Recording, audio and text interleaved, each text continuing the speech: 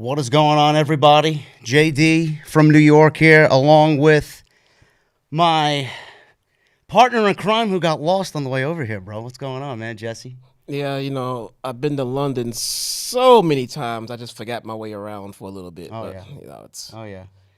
Listen, guys, this is a very special post-show live stream, live from London. We are live at Outset Studios here in London. Jesse and I both attended AEW All In at Wembley Stadium. We were two of the 82,000 that were live in that venue last night. Let the internet call it. It was more like 15 people there. That was it. Well, I mean, we were there. We were there. We know exactly how many people were there. We know exactly how it sounded. We know exactly the production that Tony Khan put on last night.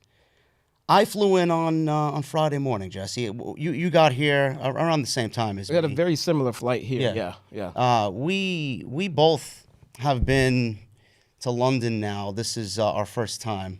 We've been here for a few days. What's been your best experience so far?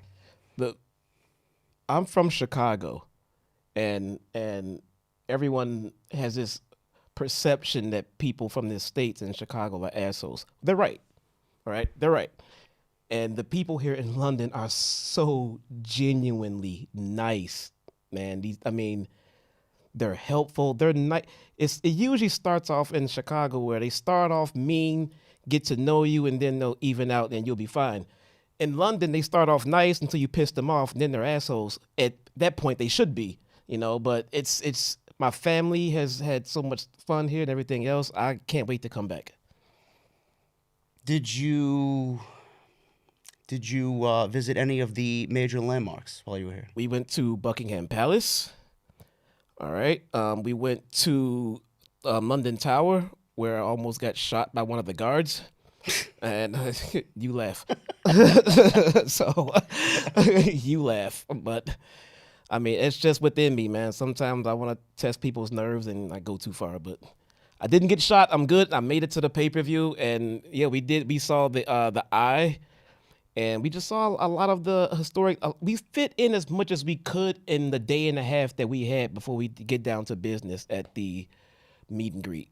Yeah, I know you stayed in Wembley. You stayed not too far from the actual stadium. I stayed in London. I wanted to actually be around more of the culture and the major landmarks in the city because I've never been. So I did the same thing as you. I went to Big Ben. We walked. Yeah, that too, yeah. I'd say I walked about a good 70-80% of the city in the 2 days that I was in the city. And then we had the meet and greet on Friday. Not Friday, Saturday. Yeah. I'm so lost on what time it is. Looking forward to going home, actually. I'm actually homesick. I know you're homesick, too. Yeah, look, it's not necessarily me trying to get back home. I'm ready to get back to my normal routine. Yes. That's what I'm definitely looking forward to that, yeah. Yeah, so the meet and greet Saturday, it was tremendous. I think out of all the meet and greets that I've done and all the meet and greets that I've done with Jesse, it was probably the most special because of the amount of people that showed up. There had to be at least in and out all through the meet and greet. There had to be at least over 100 people. Yeah, easily. We had people from France. We had people from Sweden. We had people from Germany, Poland. the Philippines, Poland. Yeah. Obviously local here in London, and the amount of support that you guys showed and the amount of fun that we had was tremendous. And I want to shout out a very special OTS subscriber, Ozzy, who got us these matching jerseys with our names on the back of them. So Ozzy hit me up this morning via Twitter, and he said, I would love if you guys wore the jerseys on the stream tonight. So yeah, that's exactly what we're doing. He asked us at the meet and greet, and we were all about 3 sheets to the win. So it's kind of a good thing he reached out to remind us. Yeah. Yeah. So I was definitely going to make that happen. But the show was amazing. We did the meet and greet on Saturday, the show on Sunday.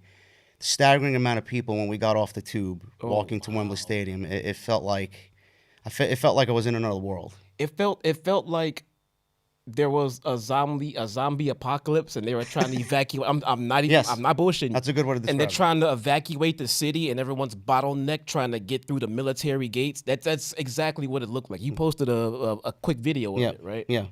It was amazing. Now, My experience through that area, it was open, it was clear, a few people here and there. The shops were nice. I didn't walk through that area come showtime because my hotel was literally, people say you can throw a rock and hit it. I could throw a rock and easily hit Wembley from my hotel. That's how close I was. So I didn't walk that path that day.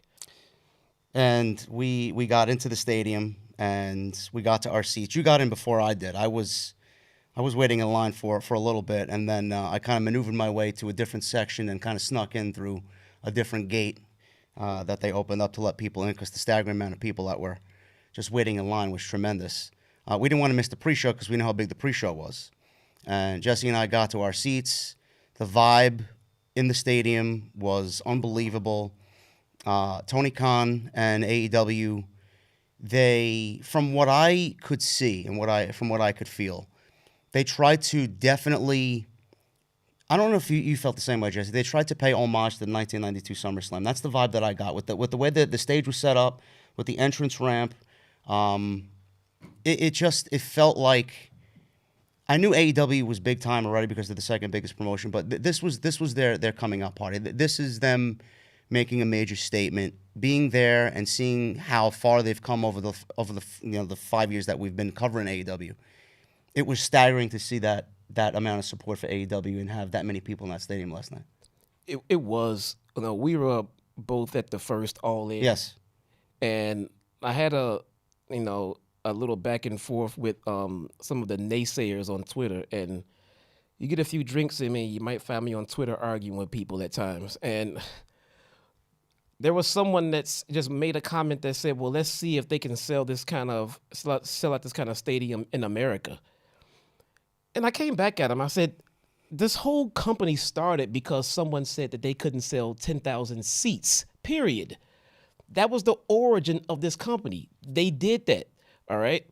And then, what was the next thing? Oh, well, they couldn't, run a promotion and everything like that. They did that.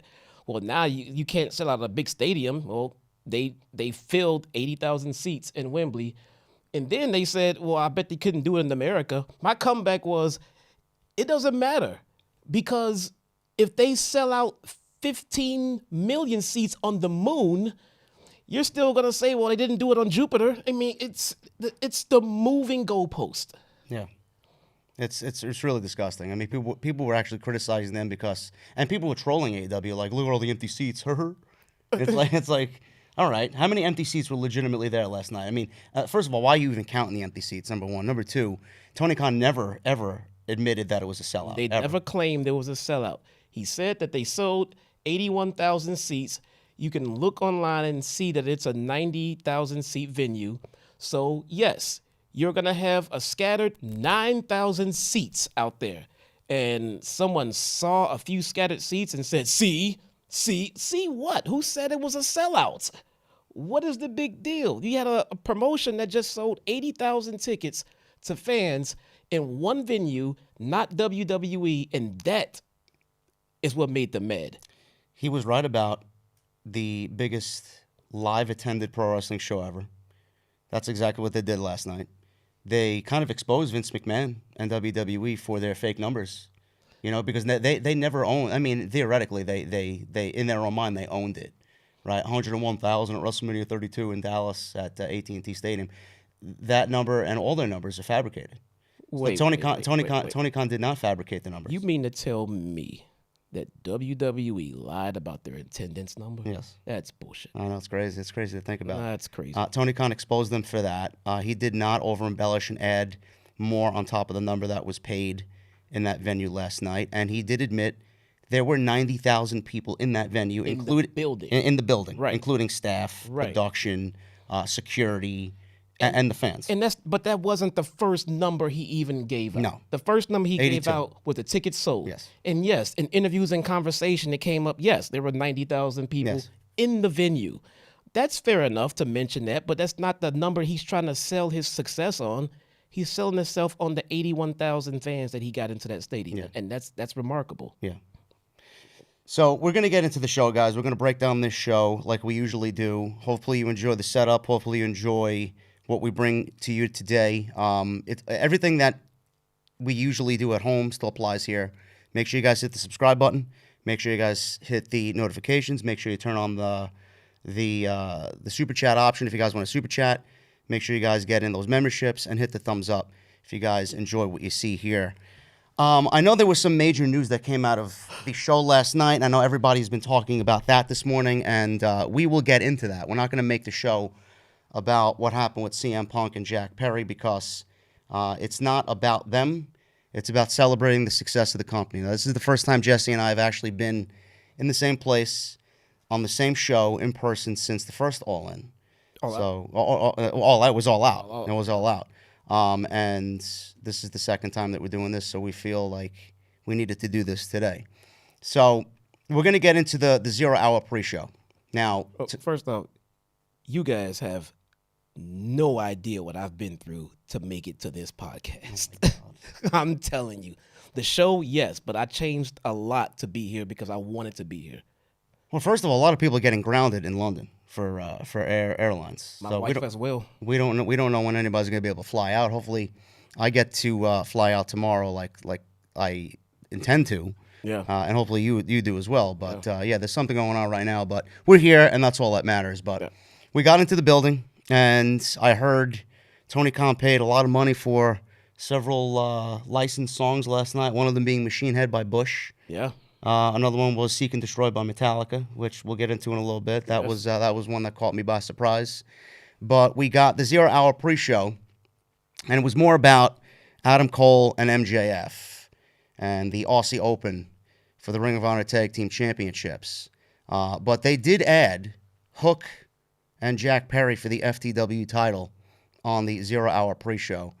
And I didn't miss them announcing that before. I actually did not know this was announced for the show until maybe a day or two ago. Okay, all right. Yeah. Okay. So this to me was a late addition. I don't know when this was announced, but it was a late addition. It might have happened on Collision for all we know because we didn't watch Collision. I haven't watched anything here, by the way, with the time zone differences. No. Jim Ross came out. We got a big reaction for Jim Ross live at Wembley, and it was all about the one spot that happened in this match. I felt like this match could have went a little bit longer. I felt like, first of all, I'm glad that they actually made the show. Because I spoke to a couple of people within the company that I expressed my feelings towards, and I'm like, I think Jack Perry and Hook need to be on this show. They've been here for the duration of the company, and I feel like they deserve a piece of All In at Wembley, and Tony Khan gave them that. But it's one spot in one sequence in the match that everybody's talking about, and it was Jack Perry and the real glass that he used. It was a limousine, Jesse, where he got slammed onto real glass by Hook. I believe it was a back suplex onto the front end of the limousine. Glass shattered all over the place. And we all know the story about the glass. Jack Perry and CM Punk got into an argument because Jack Perry wanted to use real glass. CM Punk told him it wouldn't be a good idea because it's an amateur thing to do. CM Punk was being a locker room leader, looking out for Jack Perry and his health and his well-being. And Jack Perry, apparently, according to reports, he wanted to go into business for himself. He wanted to do what he wanted to do. He defied management. And we don't know what the real story is. I think that's an important intersection right there. Jack Perry wanted to use real glass. CM Punk recommended against it.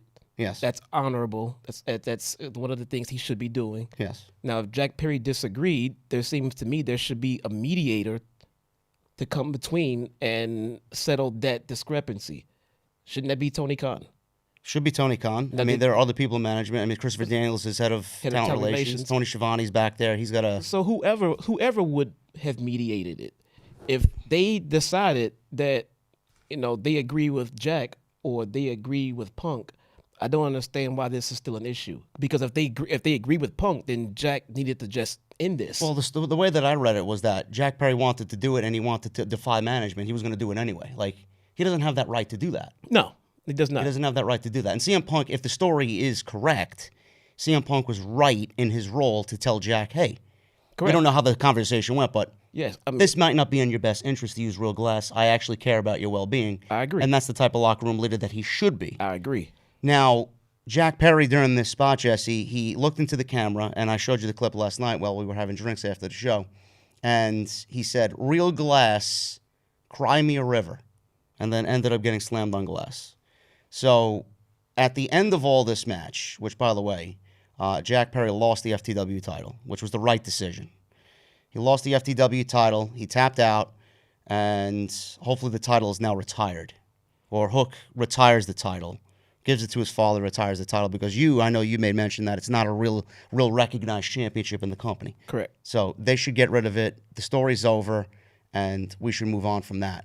But Jack Perry went to the back, and apparently after the spot, Cry Me a River, reference to CM Punk and the glass situation. PW Insider reported that one version of the story that got out is that Punk punched Jack Perry, and another version is that there was no punches thrown, but Perry was grabbed and choked by CM Punk. I heard that one. Some are adamant that there was no punch, while others are saying that there was a punch thrown. It was later reported that the story backstage is that Perry, who confronted Punk, this situation led to both men shoving each other, and more people have confirmed that Perry was choked out by CM Punk.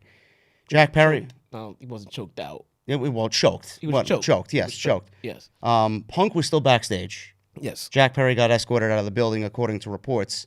And that report came in from several different people. Raj Giri, Sean Ross Sapp, PW Insider, Dave Meltzer, and Brian Alvarez talked about the situation. Physical altercation, came to blows with Punk and Jack Perry. And apparently Jack Perry was escorted out of the building.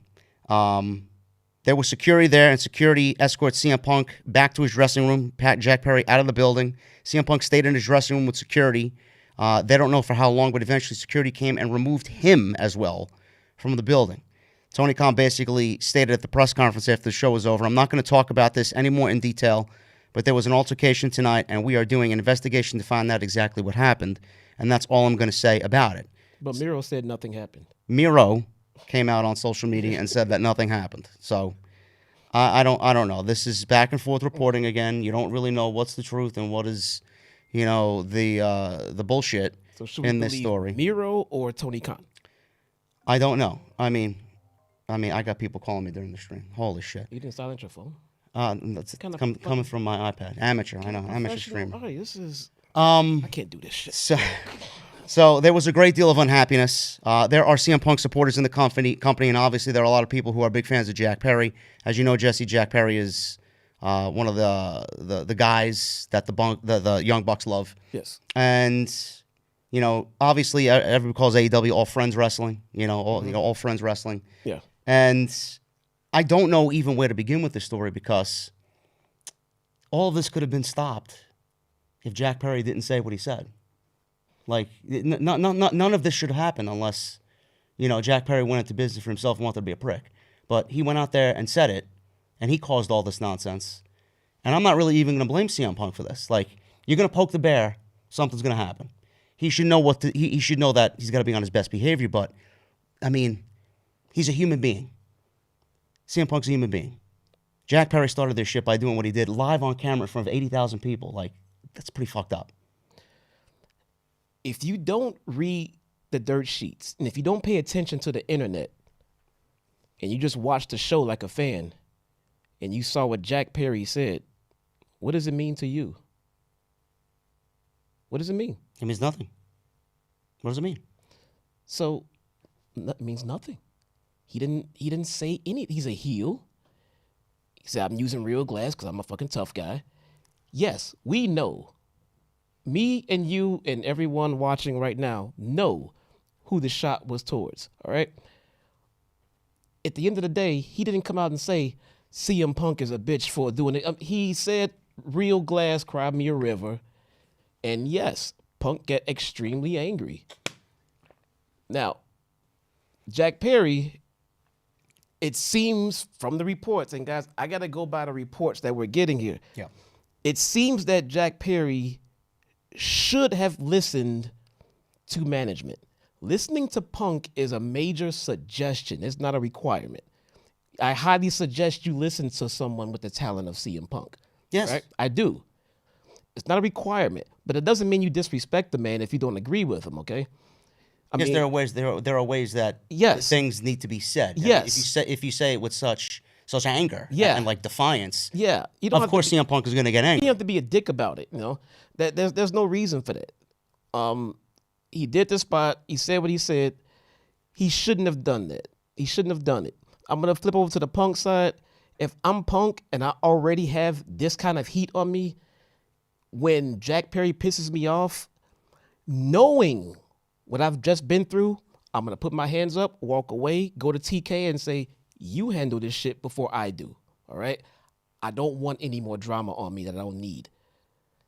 You have to check yourself sometime. His ego let him go into Punk mode. The last time he got this angry, we had Brawl Out. You can't do this every time. We got Brawl In. Y'all we got Brawl In. You can't do this shit every time someone makes you angry. How many people do you think work in that locker room that get angry about something that's MJF said it himself at the scrum. He's like, we have a locker room. There's a lot of personalities and a lot of egos. We're all not going to get along all the time. You're not going to get along. You can't act like that if you're a locker room leader and someone said something or did something to make you angry. Dude, right now it's about Perry. Last time it was about Hangman. Then it was about Omega and the Bucks. Then it's about this and that. Now it's going to be about the next person. You can't let everyone drag you into a backstage fight. You have to at some point, be who you're supposed to be, do what you're supposed to do. And then when that person says, well, I want to do this spot anyway. Hey, you know what? I gave my fucking suggestion. I'm going to go talk to Tony Khan. I'm going to let him take care of this. I think you're in the wrong. Goodbye. Why do you have to poke your chest out and prove I'm tougher than I'm going to choke you out? Bro, relax. When you're at work and you disagree with your supervisor, he's not going to choke you out for it. He's probably going to go write you up. He's probably going to go to HR, tell the owner. He's not going to choke you out. It happens. You're not going to have every employee agree with you. That does not mean kick their ass. How many times have we talked about this? Who's running the company? It should be CM Punk is running the company. And that's CM is the Punk problem. Is running the company. And this situation, just like every other situation, is coming right back to Tony Khan. CM Punk has Tony Khan by the balls. Now, I absolutely agree with you. CM Punk should have said, you know what? My stance is as a pro wrestler. Tony Khan is paying me to be on this show tonight to wrestle Samoa Joe and defend the World Championship, to open this show and get this show started the way that we need to for the sake of the company. So he wanted to basically, go into boss mode and then go out there and be pro wrestler. As a locker room leader, as a veteran, as someone who's been down this road, I'm suggesting that you don't do this spot this way, okay? It's not what's best. You want to disagree with me, that's fine. You want to take a low-key subliminal shot at me out there, whatever, bro. We'll take care of this in a diplomatic way. We'll have a sit-down in a meeting. Me, you, Christopher Daniels, Tony Schiavone, TK. We'll sit down and work this thing out. I'm not going to sit here and argue with this boy about something that I know I'm right about, and he has a hard head. You know what I'm saying? CM Punk himself was a young man in WWE with his own opinions that management didn't agree with. No one choked him out. People are calling him GM Punk in the chat. Yeah, GM Punk. No one choked out CM Punk for the things that he disagreed with in management. Am I right? No. So at some point, somebody in management in WWE was professional enough to say, hey, we'll sit down and talk about this another way. So Jack Perry got kicked out of the building before CM Punk did. And CM Punk supposedly choked Jack Perry. Why is he? How does that work? Why? CM Punk kicked him out. CM Punk kicked Jack Perry out of All In. And now look, if you listen to this and you know what the actual truth is and you saying these guys are wrong, well, perception is reality. The perception is they got into a fight, CM Punk attacked them, and then Perry got kicked out for it. That is the perception. Is that 100% accurate? Probably not. Maybe not. Maybe there's a little bit more to it, on either side. But that is the public perception. And right now, the public perception is ever since CM Punk has gotten here, ever since Brawl Out, things have gone downhill and pertains to the AEW locker room. That's a problem. Yes, he's not doing it by himself. Perry should have been kept in line.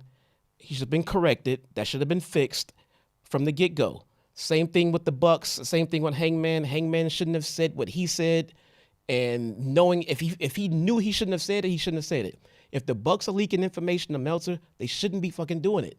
Now, If Punk finds out to the otherwise, then it's time to have a fucking sit down because these fucking guys are not listening to me. And not only that, they're spreading this. And now this one's talking shit about me out in an 80,000 seat venue. We need to work this out. Punk cannot walk around like King Charles with a fucking axe and whack everyone that does not like what he has to say. It cannot work that way. This is All In. What happens at All Out next week when Darby Allin has a disagreement with Punk? Are we now going to boot Darby Allin? Because after that, Daniel Garcia has a problem with Punk. Now Daniel Garcia, anyone who disagrees with Punk and says something to piss him off is fucking out of here. Is that the perception we're giving off? I'm just getting texts from my guy, Drew, saying that Punk and Jack Perry got nose to nose and Punk waited for Perry. I mean, again, you poke the bear, you know what to expect with CM Punk. Jack Perry knew what was awaiting for him when he got back to the locker room. I'm not saying Punk, what he did was right, but, it goes back to who's running the company. CM Punk, and Tony Khan let this out. Tony Khan was standing right there. He was sitting right there. Hey, Phil, what are you doing? Waiting for Jack. He watched all this happen. Phil, no doubt about it. Phil, step away. I'll take care of this a little bit later. I'm running the fucking show. Go back to your locker room. You take your fucking Jungle Boy ass to your locker room. When I get done, we'll fucking sit and work this shit out. But for right now, you're standing there getting and waiting for a confrontation to happen. Yeah. Don't do that. You're angry. Relax. Breathe. No one's saying you're wrong. You're about to be wrong for what you're trying to do right now. So right now, you're in the right. Let's leave it there. Leave you in the right so this can end with you doing the right thing. What happens now? I mean, what happens to CM Punk? I mean, clearly there's an investigation going on. We heard this lingo last year. There's an investigation going on. CM Punk is going to be questioned about what happened. Jack Perry's going to be questioned what happened. What happens? Like, what type of punishment is going to come down on everybody? I would feel like, the way we've talked about it, that CM Punk is basically GM Punk. He's not going to really have much punishment, but at the end of the day, what do you do here? Clearly, you've been saying it, and we all know that. The one problem here in this entire situation and multiple situations is CM Punk. There's a common denominator. There is a common denominator. But look, I'm gonna stick to the topic at hand. What do we do for this? We need all of the actual facts. No more of the I heard this story in this report. And this is why they're having an investigation, apparently. You need all of the actual facts before you can start levying punishments and things like that. Now, we can go over scenarios. Well, what if this was the case? Okay, then this should be the punishment. Well, what if that was the case? Well, now that should be the punishment instead. If we're going to piece together our own scenario as to what happened, and if we think that Jack Perry did what he did, we saw that on national television. If he came to the back and then Punk was waiting for him, we have the start of a confrontation right there, of a physical confrontation right there. We have the start of this whole situation with the act of defiance from Perry. But Perry did not defy Punk unless Punk is running the damn company, which he shouldn't be. All he did at that point, Perry, was defy management. And that right there is going to earn him some kind of punishment because he defied management. Now, Punk, let us take care of talent who is defying management. You're not security. You're not GM Punk. You gave your suggestion as a locker room leader. That's what I would like from you. I'd like you to guide these young people and help them become better wrestlers. You cannot punish them for not taking your advice. They are not required to take your advice. Well, you can remember that was Hangman's problem. Right. Hangman's problem last year was like, I'll listen to the veterans, but I'm not going to fucking listen to them. I'm going to go out there and do what I want to do. And I said it then, and I'm going to say it now. He has every right to say that. And if you're a veteran, some of these guys have big egos. They're going to feel slighted by that. But if I'm one of those veterans and I hear that type of thing, all right, go out there and make your mistake. Go out there and learn from trial and error. And then at the end of the day, when you don't know what to do or you need help, you're going to come right back to me like you should have did. But all right, you want to be young and stupid? Go out there and make your own mistakes. And Hangman's all right with that, and he has every right to feel that way. He's okay with that, And then I think he backtracked a little bit and said, I'm not saying I'll never listen to what people are saying, but I want to learn from my own mistakes. I want to create my own path. They got to create theirs, and he kind of made sense of it. And I agree. If you have the experience of people like CM Punk, Paul White, Mark Henry, Jeff Jarrett, You have the opinions of these people who know the business. I think it's in your best interest to listen to them. You don't have to do shit. But I also wouldn't come out and publicly and say, I'm not going to listen to them. I think that part is disrespectful to the veterans. Publicly, you should say and do the right things. Like, hey, if they suggest it, they're the veterans. Hey, I'm going to take it into consideration because they've been there and they know what they're doing. Yeah. Then the cameras turn off. You go to the locker room, like, I'm not doing that shit. Yeah. Why do you have to come out there and put them on public blast like that? It's not good for other wrestlers who see that and say, oh, well, I don't want to listen to them either. When they should. Yeah. They really should. But if they choose not to, you can't choke them out. You can't do that. It's going to be a very interesting next couple of weeks with this situation. And Tony Khan, I'll tell you what, man. Tony Khan's got some balls because he booked Jack Perry. It feels like CM Punk is feuding everybody in the company. He booked Jack Perry versus Hook to open the show. Then we go to MJF and Adam Cole against Aussie Open to end the 0 hour. And then we get into the pay-per-view. CM Punk actually opens the pay-per-view. I don't know if you paid attention to this. Punk opens the pay-per-view with Samoa Joe. Yeah. We go right into the 6-man with Kenny and Konosuke and the Bullet Club. Mm-hmm. And then we go into FTR and the Young Bucks. Mm-hmm. So it's like, man, he was playing with some fucking fire last night, man, booking all those matches back to back and so all of them crossing each other in the locker room one after another. I mean, he's got a set on him, I'll tell you that. But maybe he expected professionalism. You would after what we were given on.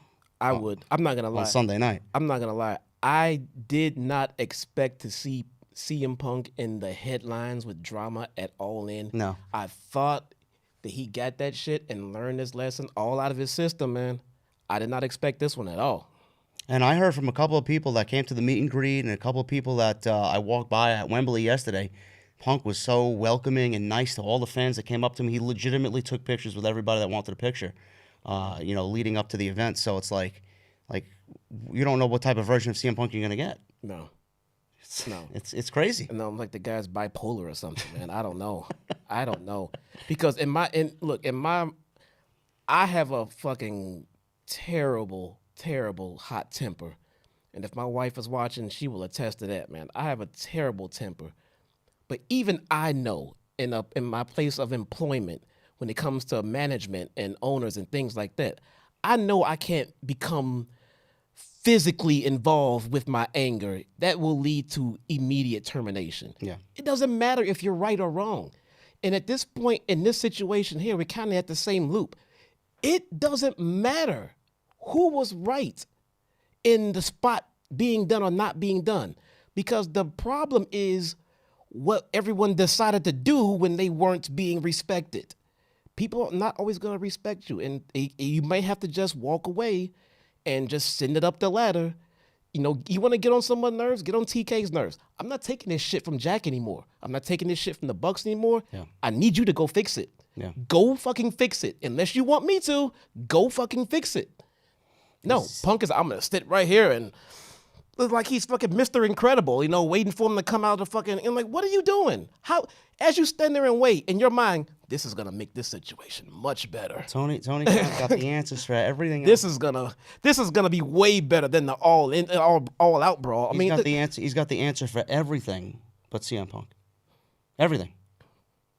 It's mind-boggling to me. It's just a bad look. I don't know. I'm not running the company. It's not my fucking Did company. Did he sell him half the stock in the company? We don't know about it? Maybe. I don't know. Punk ain't going anywhere. Without Punk, there's no collision. Without Punk, there's no mega TV contracts coming up. That's the problem. That's supposedly. I believe it. Now it's very believable. Yeah. It's very believable. But that's not a foregone conclusion that's what, the deal is. I mean, it makes sense. Yeah. But we could be off on that. Collision could possibly have been a thing without Punk, or maybe Punk was a promised package deal. Yeah. We don't know. Yeah. But at any rate, Punk should not be given carte blanche to do whatever he wants because he's important to the company. Yeah. That is literally, not even exaggerating, literally the shit that gave Hulk Hogan heat. Yeah. The exact same thing. One difference. I dare you to find one. All right, we'll definitely update you guys on the CM Punk situation when we get back home. I know more is going to come out, and it's going to be nothing more than negative headlines again for AEW, and it should not be after Sunday night. It should be something that's celebrated. This weekend should be celebrated. But, once again, CM Punk made it all about himself, and that's all everybody's really talking about today. It's disgusting. It sucks, man. After the amazing job the entire company did with a tremendous show and a tremendous main event, everybody's talking about CM Punk choking Jack Perry. So, and if I'm one of their peers of right now, both of them, but especially Punk, because it's the second time he's done this. Yeah. I could be neutral in all this. Like, hey, Punk is a good guy. He can do what he do. Jack, whatever. But at the end of the day, we busted our ass in that fucking pay-per-view. Yeah, everybody did. And now we got to hear about your bullshit. You couldn't wait. Mm-hmm. You couldn't get back to fucking Jacksonville and handle that shit and go choke him out in a board meeting somewhere. Yeah. Why do you have to do it right here at our biggest moment of our careers? I don't know.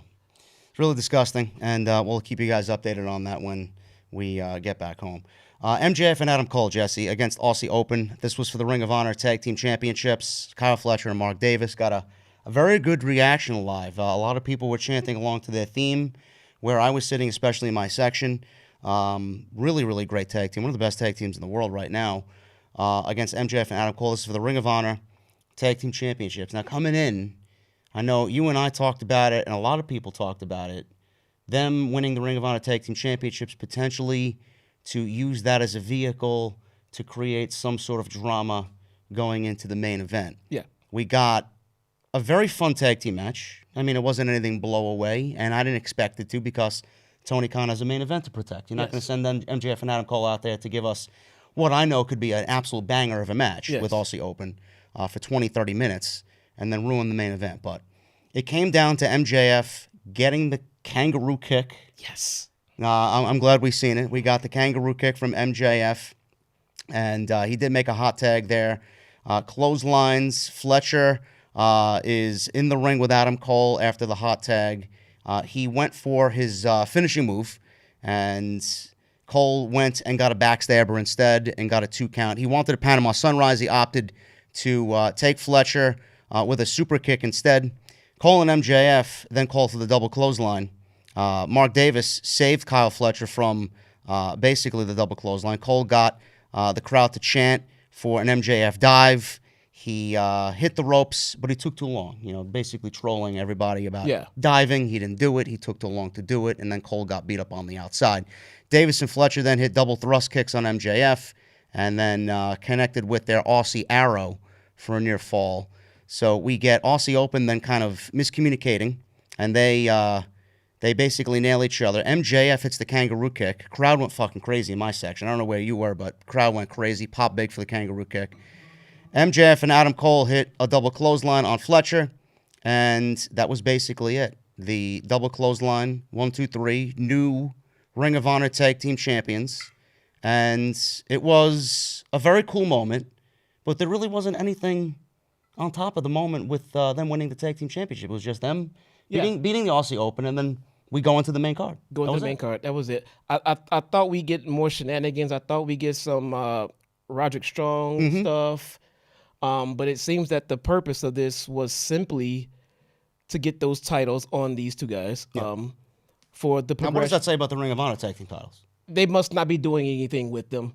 They must not be. I'm not watching Ring of Honor. I don't know. But they must not be doing anything with them if they can just freely put them on these two guys. And since I'm not watching Ring of Honor and since they seem to not be doing much with them, I don't mind it.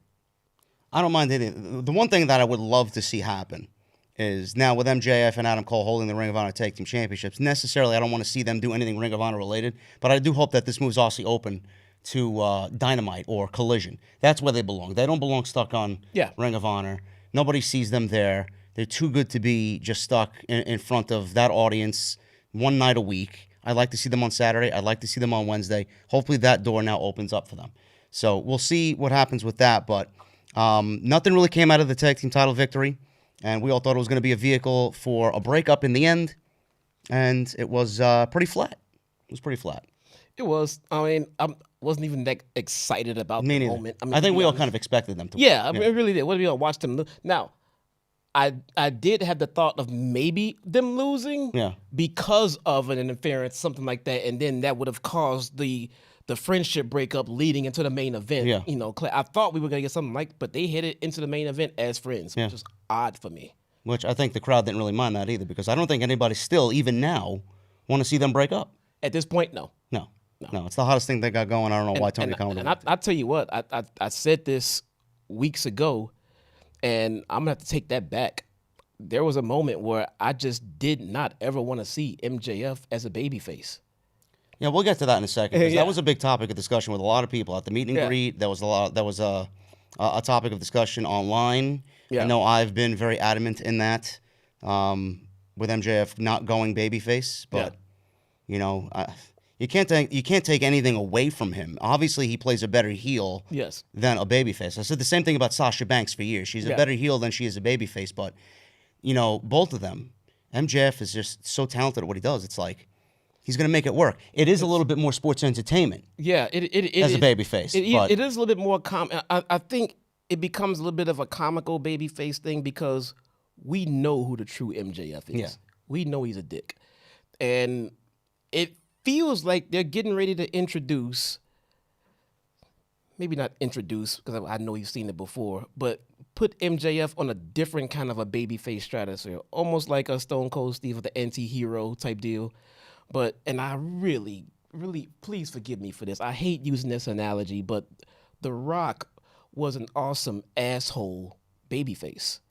You know, he didn't change too much about himself. He was still doing like, you know, little silly shit and everything like that, you know, like little college prank type fucking humor on people. And he's not being a typical babyface, but he was a babyface. In the end of the day, he did the right thing, you know, which made him the babyface. So this is kind of along the lines of that in that regard. It's funny you said that because, you know, I've been thinking about that going into this match and this show. I feel like the whole story is MJF trusting Cole, and he doesn't want to trust, but he lets his guard down. Mm-hmm. Cole betrays him. Fans feel sympathetic towards MJF. We get that old MJF that we all have watched for the last 4 years. Yeah. But now people are siding with him, and he turned. This is how you mentioned The Rock and mentioned Stone Cold that they were basically badasses, and the fans love them. This could be his trajectory towards being in that same Stone Cold role, that same Rock role, where they act heelish. Yeah. But the fans I fucking love this guy. Yeah, I think, and this probably is what we're gonna get if we get it. We're never gonna get a full-fledged babyface MJF. Yeah. I think we'll get a tweener, and a tweener MJF is basically a babyface. Yes. That's the best you're gonna get. He's not gonna be out there shaking hands and kissing babies. And on the flip side, I don't know how you prefer Adam Cole. I think Adam Cole's a better heel than he is a babyface. So if they flip Adam Cole to a heel, did you see that he was getting that heat, man? I said this to some people in my section. I'm like, man, is Adam Cole working heel this match? Yes. He was working NXT World Champion level Adam Cole in that match, and I'm like, you know what? I actually miss this. I actually prefer this. Like Cole's a babyface, blue collar babyface. Let's story time with Adam Cole. Yeah, it's okay. He can do it. It works for him. Yeah, but him as a prick. Oh yeah, it works just as good for him than anybody else, and I hope that's where they go with him too. I agree. And I mean, we'll get into it in the main event. Yeah. But that's what happened in the open for the 0 hour, and they win the Ring of Honor tag team titles. And we all thought it was going to maybe, lead to something groundbreaking in the main event, but it just stayed its course, and they kept the friendship alive. Yeah, it seems like the purpose of this. I mean, this is not very traditional. Putting your main event in the pre-show.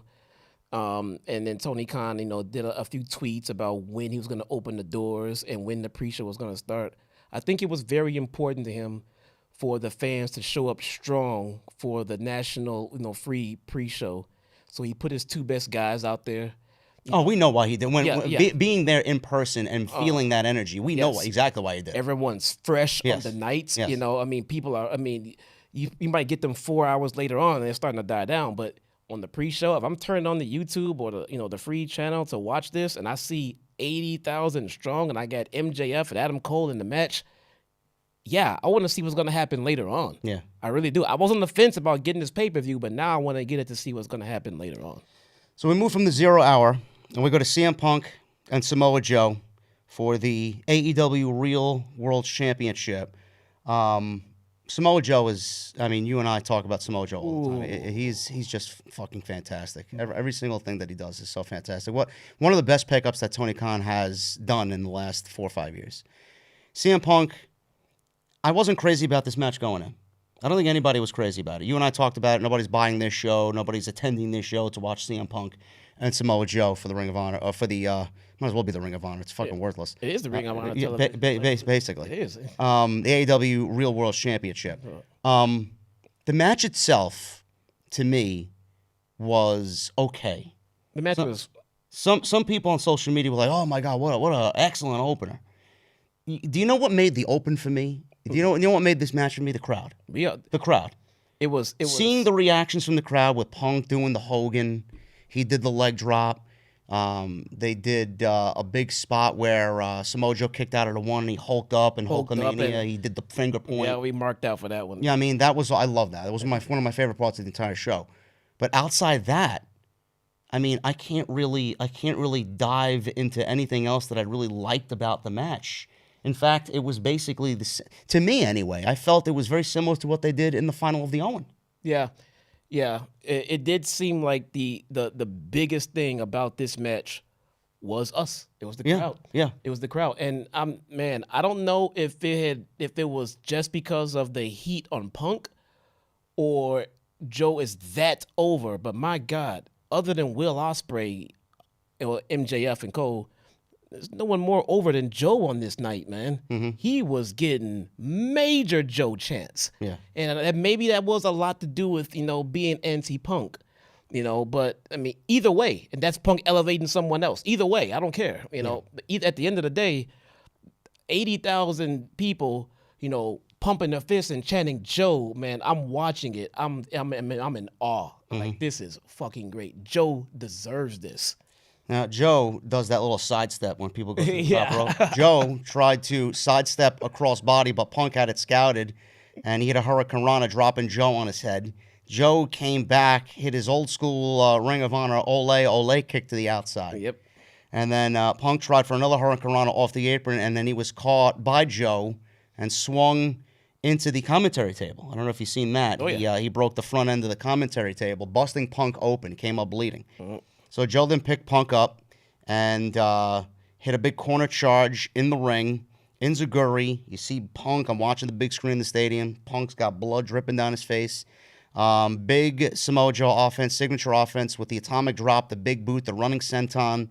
Punk avoided a muscle buster. And then he comes back, and this is where we see the sequence. He does the John Cena Five moves of doom. He does the you can't see me, the shoulder tackles, the spinning back suplex, and instead of doing the punch, he does the Hulk Hogan cupping the ear, and then he drops the leg. Joe wasn't having any of that. He hulks up after a pin. He hop a 1 count. He kicks out of a 1. He does the finger point. I mean, crowd, especially my section where everybody was on their feet. Legitimately, everybody was on their feet. Yeah. Fucking awesome. So crowd was cheering this. Joe locked in an STF. Went into a crossface. Punk escaped. Crowd was really booing Punk. It's funny. I forgot to mention this in the beginning. They were singing Punk's theme, but then when he was in the ring, they were booing him. So it got a weird reaction live. This is the first time I've seen CM Punk since his match with Darby. I was there live when he wrestled Darby. It's not necessarily weird. The song is awesome. It's a party. Everybody's having drinks. The fucking cult of personality is hidden. Like, hey, it's fucking, it's a hit. I don't know. And then the song feels was weird. over. Like, you hate the fucking guy. The song was over. They got the booing. I guess so. It's the song. The song was great. It's 80,000 people drinking and singing to a song. What do you expect? I guess so. Crowd is booing Punk. He pays homage to Terry Funk. He does a spinning toe hold. Joe escaped it. Inside cradle. Kicks out. STO. Punk avoided another muscle buster. This time, but he goes up top, and he actually won the match. It literally came out of nowhere. I didn't expect him to do this and that be the end. I thought they were going to go at least another 5 minutes. But he hits a sloppy look and Pepsi plunge. Samoa Joe's not the smallest guy. So he hits a Pepsi plunge. 1, 2, 3, he gets the victory. And Punk stood in the ring. He got his reactions. He got his boos. He got his cheers. He kind of lived in the moment for a little bit, and that was the end of the match. It was a fine open. Like, listen, he's the face of the company. He is. You open that show with him. How many people are against that back there? I don't know. But Tony Khan's going to put his number one guy, his moneymaker out there to start the show. This is the biggest show of all time. This is our guy. It was a fine open for what it was. It wasn't anything that I'm going to go back and rewatch, honestly. I actually will when I get Yeah, I mean, the show, yes. the show. But the match itself, no. Yeah, this match, yeah. Just to see how the crowd reactions Yeah. actually came off on TV. Yeah. Am I going to go back and watch it for the wrestling match? Absolutely not. Like, there's no reason. I hope that this is what is this now? 5 times now that they I wrestle? mean, at least if we're gonna not count the ROH matches, I mean, Yeah, this is it. that's 2. Yeah. But I mean, did we expect CM Punk to lose this feud with Samoa Joe and him being the real world champion? I mean, he's not going to be losing that championship until he loses that championship belt. There's no reason for him to lose it to Joe right now. And more importantly, I would love it if they would address this real world heavyweight title. Someone from management. Well, I guess we did get someone from management to address it. GM Punk. Yeah, I mean, I don't know what they're doing going into All Out. I mean, MJF's obviously gonna have a title defense. It may be against Cole again. I don't know. Maybe a Cole rematch. You know, it may be. I know people are thinking maybe CM Punk and MJF. I think that's way too soon for that. Yeah. But you would think that with him holding the Real World Championship, that MJF, the type of guy that he is, would be like, bitch. What the fuck do you mean Like, real? what are you talking about? And how is it this hasn't already pissed him off? Like, don't okay, I got my thing with this Cole guy coming up, but give me a minute. Who the fuck are you talking about? You're the real. I am the fucking. MJF does not seem like the kind of person to just say, okay, I'll get to that when I can. Yeah. Day one, he'd have come running out. No. I'm the champion, not you. Yeah. So we got that to open the show, and we went right into a 6-man tag team match with Konosuke Takeshita, Jay White, Juice Robinson of the Bullet Club. The Guns were there as well with Don Callis. They wrestled the Golden Elite, Kenny Omega and Kota Ibushi, and then Adam Hangman Page. I know a lot of people, you and I included, were very critical of this match. And I know my guy Drew on Tuesdays, we have Tuesday Night Titans. And Drew was very critical. If you're going to put Kenny Omega in front of this crowd at this show, it should be in a singles capacity. I agree. Now, I agree with that, but Kenny's getting his match at All Out with Konosuke. We'll talk about that in a little bit. But the way that this match ended up, I had a blast watching this match. I thought this match was fucking great, which we knew it was going to be great. What like with these 6 guys, it's like it's going to be great. But at the end of the night, all the complaining, and this is in a general sense for the show as well, which we'll touch on when we get to the last part of the show. I do feel like all the complaining that we've done and as a community, it kind of got wiped away with this because we knew it was going to be a great match, and that's all anybody cared about. Well, like being there, that's all anybody cared about. This was a great match, and we saw 6 great pro wrestlers put on a great show. Yeah, I think we touched on that, and probably the last show we did, and I think I spoke about it on Twitter as well. We are only complaining about the build that we got, because the build was lackluster, and a lot of the time, most of the time, the build is supposed to be fun. It's supposed to be exciting. It's supposed to be a part of the show. Yeah, especially if you're doing weekly episodic television. Yeah, you just can't give me crap, and then say, well, the pay-per-view is going to be good. So what are you complaining about? Because I want to see good, and then great. I mean, come on, man. I don't expect perfection. Yeah. But just some story to help us get there makes the pay-per-view even that much better. My wife was sitting next to me. We were talking about this match for a minute, and she said, this is boring. And I said, okay, it is, but I'll explain to you why. It has no heat coming in. So at the beginning of the match, it's going to be boring. The guys out there in this ring right now, they can work the crowd from the beginning to the end of their match and tell their story in the ring. And halfway into it and 3/4 into it, you're going to be cheering your ass off. And right hand to God, she was. She goes, no, yeah, you was. She goes, yeah, you were bored in the beginning because you didn't give a shit about it because there's nothing to give a shit about. Yep. But these guys know what the hell they're doing out there, and give them a few minutes. They're gonna rope you into a fucking awesome match. Yeah, they did, and the heat came from Don Callis as well in this match. Every time they showed him on the big screen, they were the whole fucking stadium booed, man. It was just a great thing to hear. Yeah. When Don Callis was showed on the big screen because he was sitting on commentary during this match.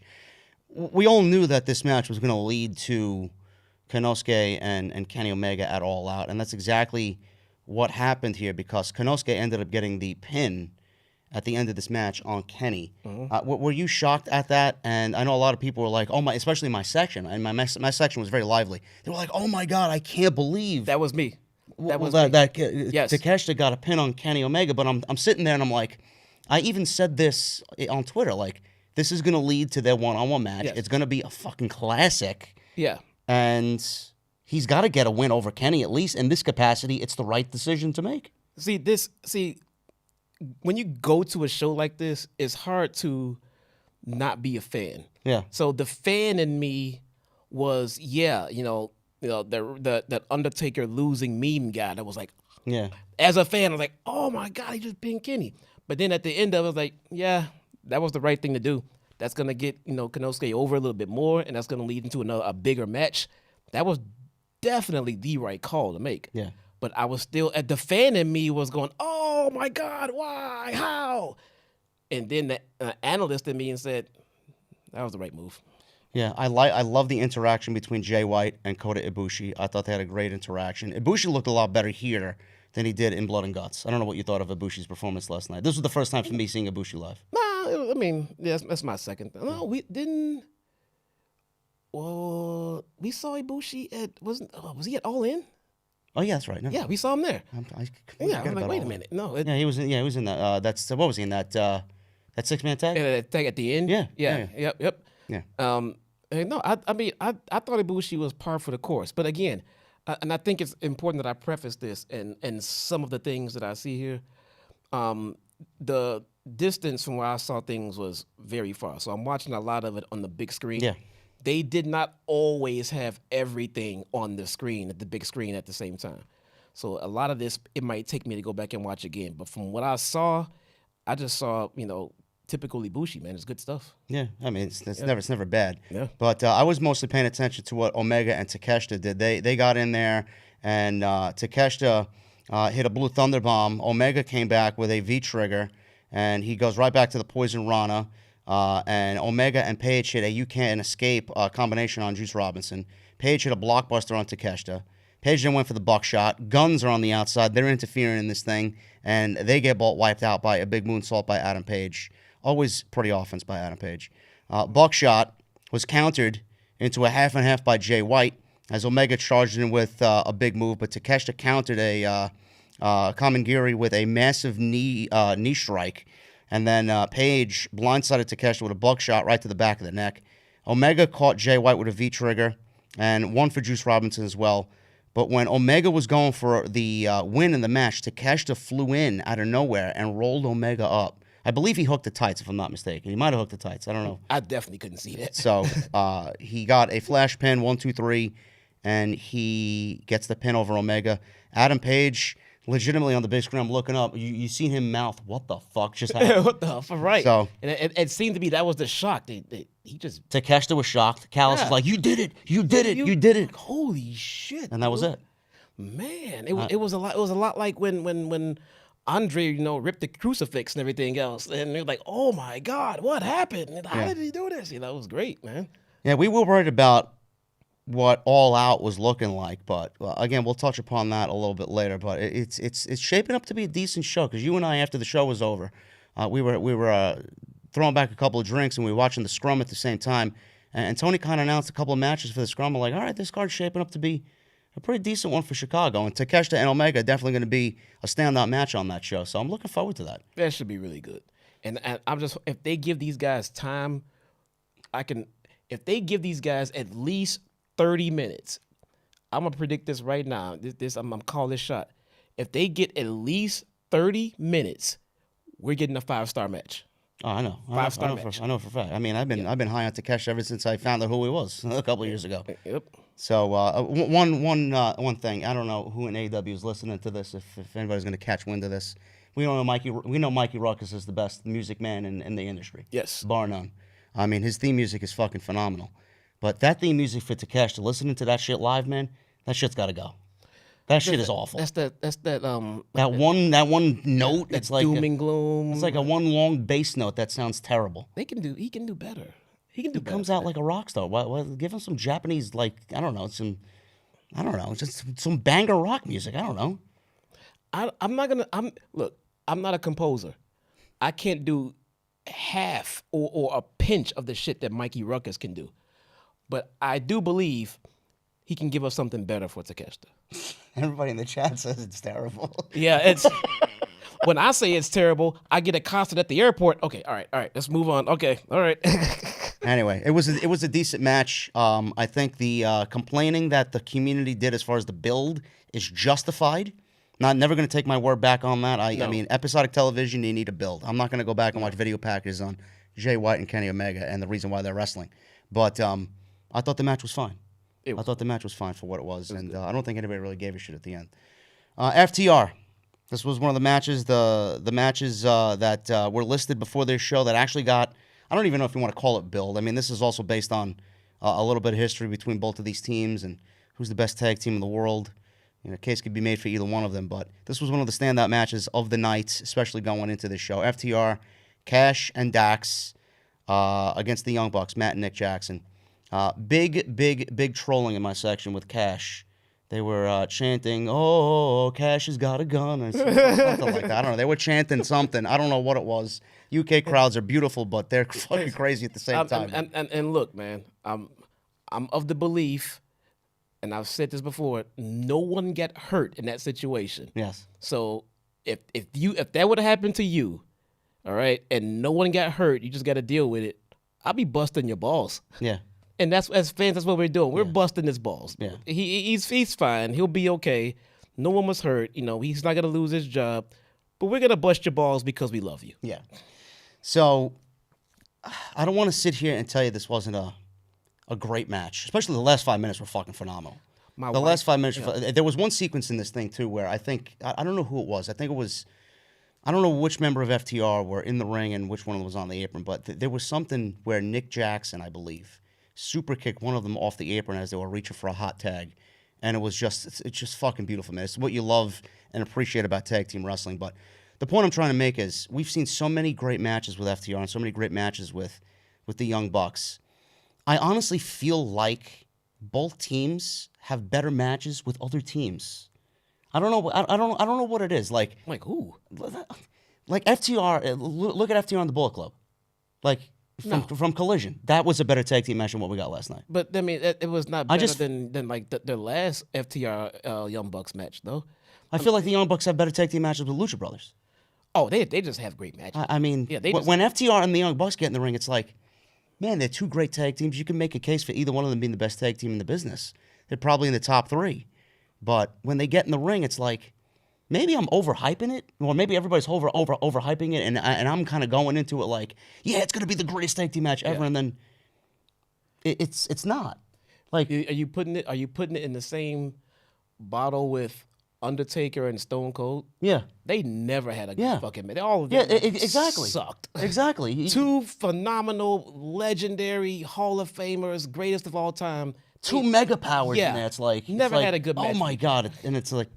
That's it? Never had the most disappointing was the 99. I mean, tell me if I'm wrong. Tell me if I'm wrong, chat. Yeah, it's SummerSlam with the Highway to Hell. Yeah. And that was god awful.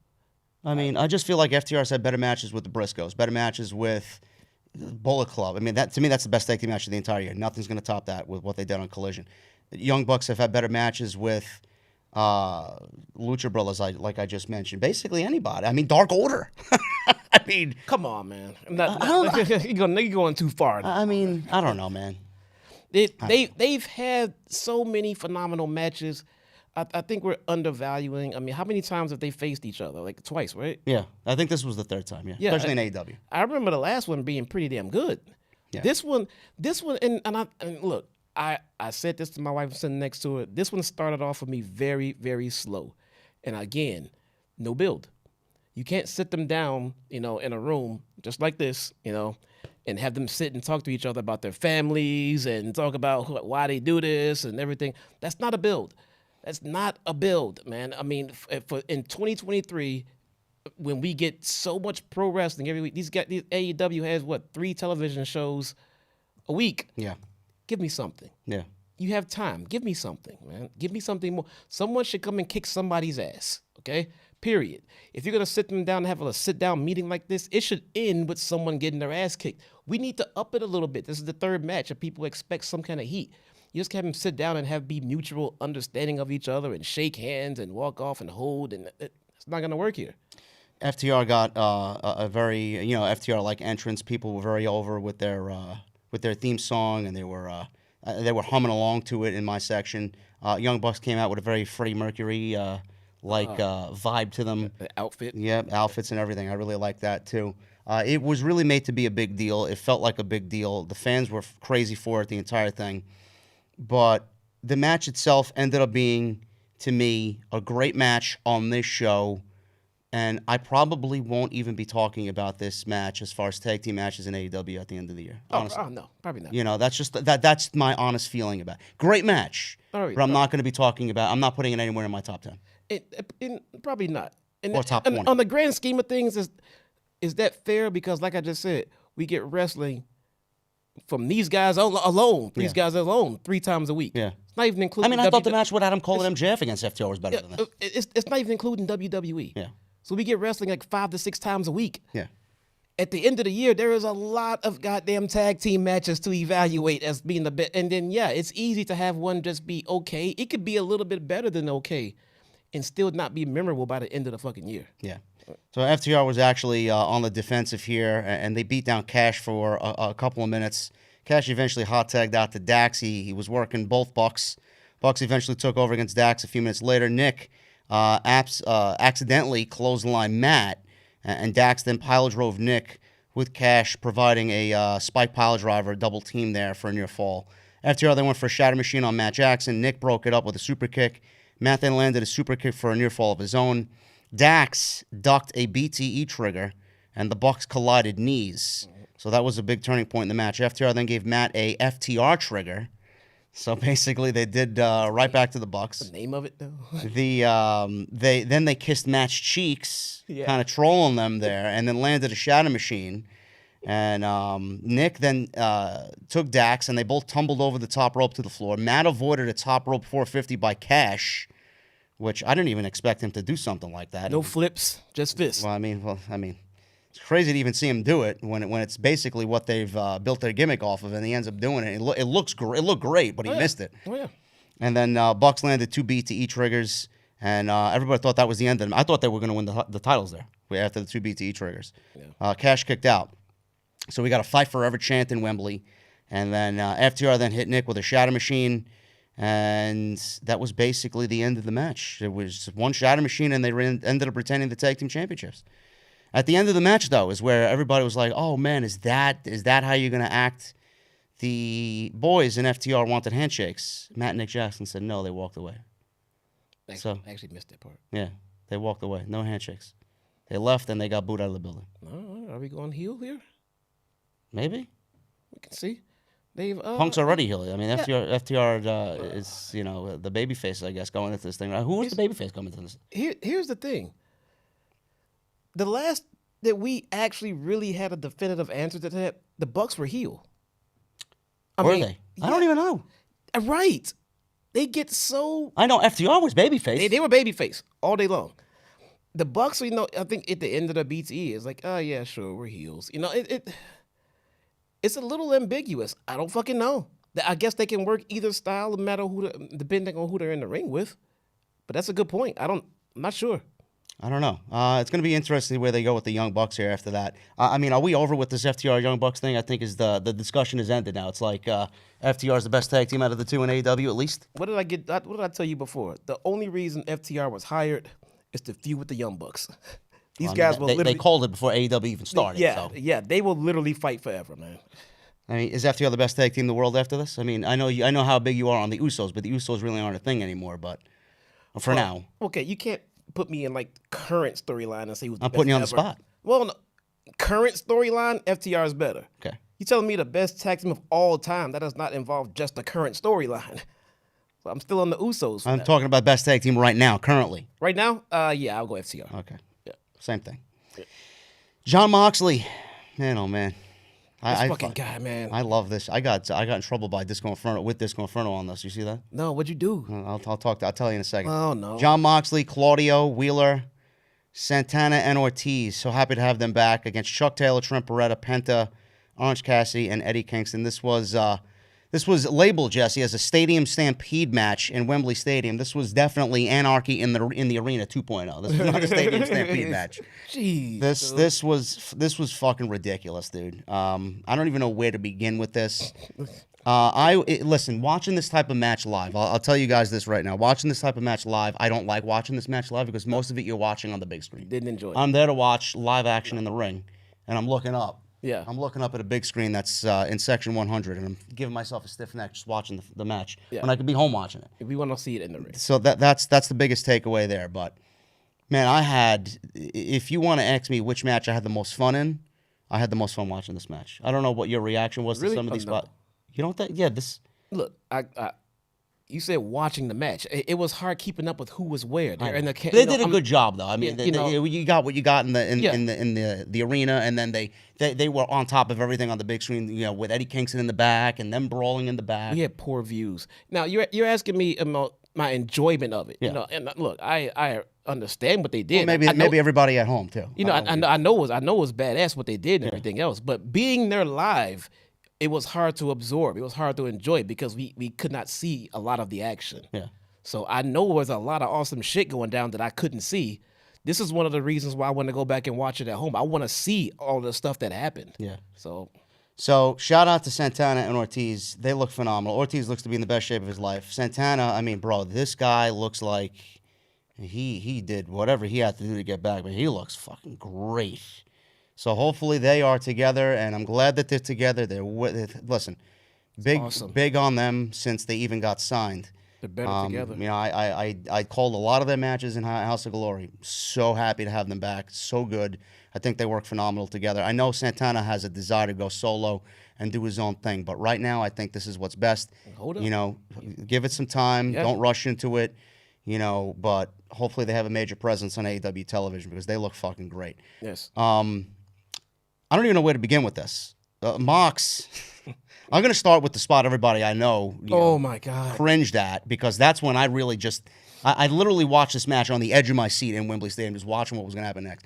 He took out a black bag, Oh my God. and in the black bag, he had barbecue skewers. Please stop.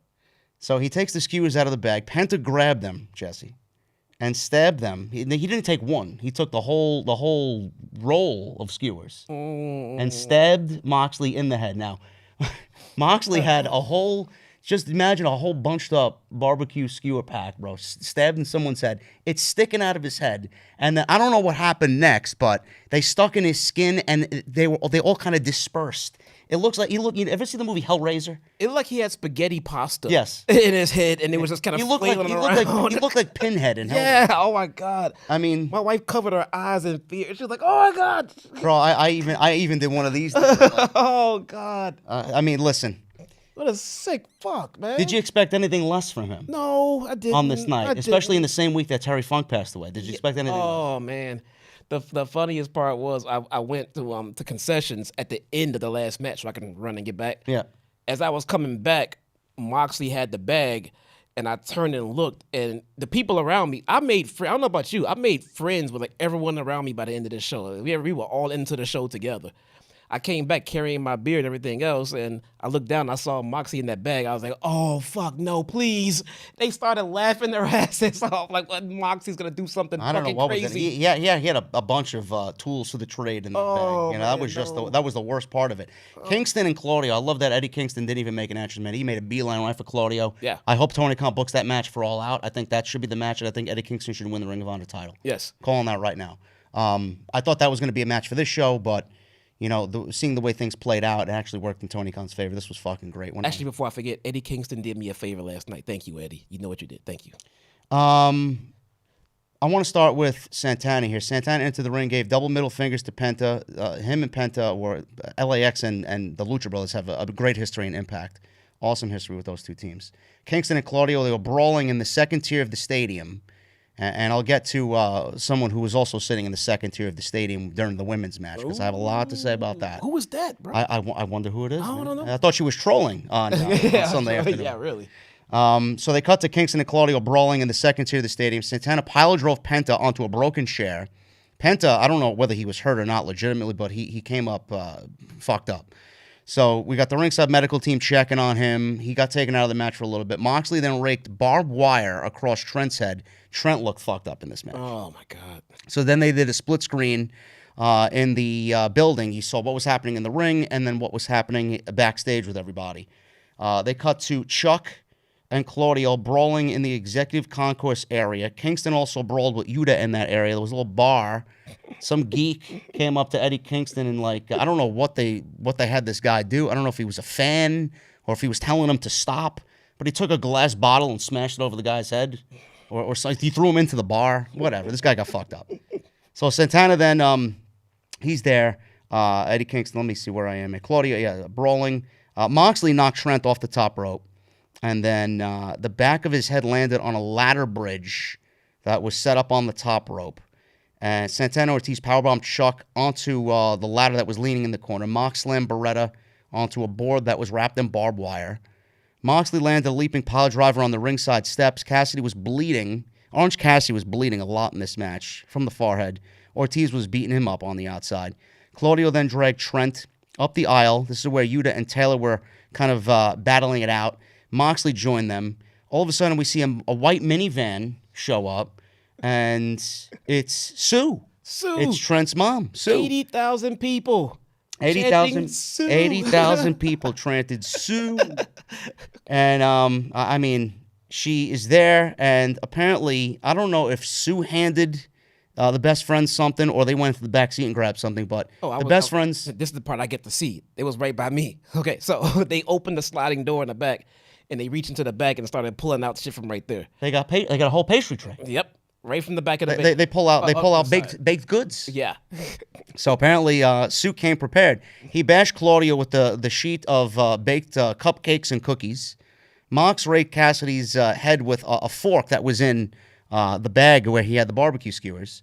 So all of a sudden Penta, I'm thinking, oh, this guy got fucked up. He's got taken out of the match. Yeah. So he all of a sudden he goes to the back. He comes back out. He's got new theme music. He's got his Penta Obscuro. It's Obscuro or Pentagon Dark. Yeah, Pentagon Dark. Yeah, from Lucha Underground. Yeah. His theme music hits. He comes out dressed in a different outfit. Yeah. He starts fucking people up. Did he just go change clothes? I think he came. I think he came out in black and he came out in red. Didn't he? Yeah, he did. So he just has a whole different character now.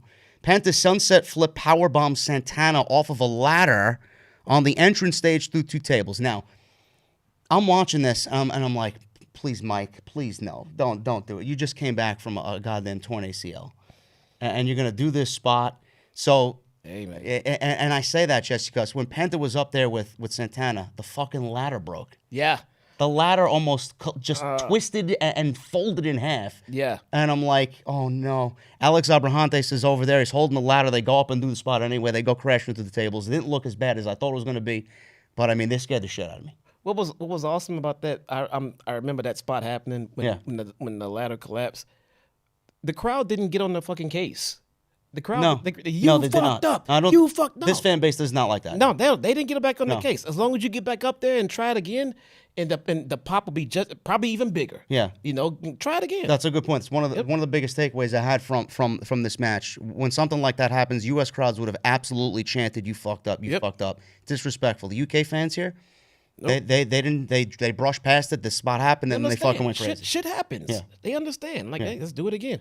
By the way, if I start losing my voice, guys, it's been a long weekend. So we got that spot through the tables. Back in the ring, best friends and Orange Cassidy hugged Wheeler Yuta in the middle of the ring. They did the wide angle shot like they usually do. Excalibur did, I'm sure, give the people what they want. Probably. They did the wide angle thing. Probably. So Yuta grabbed a screwdriver and charged at Chuck Taylor. He missed. The screwdriver landed in the turnbuckle pad. Claudio gave Cassidy his giant swing. Crowd went crazy for this live. Ortiz then Beretta crashed through a table at ringside. Just chaos at this point is happening. Claudio went for a big move on Cassidy, but Cassidy slipped free and hit 3 orange punches for a near fall. This is one of my favorite spots in the entire show. And this brought out a different version of Orange Cassidy that I hope a lot of people at home they're gonna look at and say, you know what, this guy isn't as bad as everybody's making him out to be. And he knows when to get the job done. Jesse, he brought a bucket with a glass bottle into the ring. He takes tape, he wraps his fist with tape. He starts punching the glass bottle with the taped fist, and he's got shards of glass on his taped fist, and he was going to do a Superman punch with the shards of glass on his taped fist. So I don't know how that came off to you, but I'm looking at this, and I'm standing on my seat legitimately in the stadium, and I'm watching this happen, and everybody's like oohing and on. You didn't remember seeing that? I missed all of that. Where the fuck were you? Section 140, bro. You want me to say? I didn't see any of that. The people in the chat know what I'm talking about. He had shards of glass on his. He wrapped his hand in duct tape and he punched the bottle. Shards of glass. He then swung at Claudio, missed. Moxley intercepted. Mox leaned. A barbed wire table in the corner. Cassidy landed a tornado DDT. Claudio on glass, by the way. Claudio gave Cassidy a lift drop European uppercut. Kingston made his way back to the ring with a chair. He bashed Claudio in the ring with the chair over and over. Cassidy then gave the orange punch with the glass fist to Claudio. And that was it. 1, 2, 3. And the best friends with all their antics get this win, man. That was awesome, man. This was fucking great. And they don't get the spotlight enough, I don't believe, And especially at a time when, and we've, touched on this a couple of times, over the weeks, at a time where it feels like they're trying to re-strengthen the tag division. Yep. I'm happy to see the best friends get something big. I'm happy to see them starting to form and reform tag teams. Proud and Powerful are back. It looks like they're going to go back to the tag team excellence that we got when they started AEW. Yeah. So I want to mention this, not because I want to give him any clout, but this is the type of shit that people are thinking about, Jesse. Just like the fans getting on your case about picking out the empty seats in a fucking 80,000 seat stadium. This is Disco Inferno last night. I tweeted out, fucking wild, man. The sight of Moxley with barbecue skewers was a sight to behold. Trent's mom with the sheet of baked treats. Orange Cassidy taping his fist with glass. Anarchy, basically anarchy in the arena with Stadium Stampede tagged behind it. I thought these guys made Terry Funk smile from ear to ear, I said. And that's John Moxley's mindset. John Moxley, I know for a fact, took heavy influence from Terry Funk, and that's what he wanted to go out there and do. John Moxley came up and loves death matches. Yeah. You guys probably did not know this, okay? But this is what he loves to do. He can work brawler style. He's not ever going to be a super technical wrestler. That's never going to be the case. But he's always going to give you an entertaining match, whether he's working brawler style or hardcore style. He's a big fan of the hardcore style. And I know he took a lot of inspiration from Funk. And also I know that his passing meant a lot, hit him pretty hard.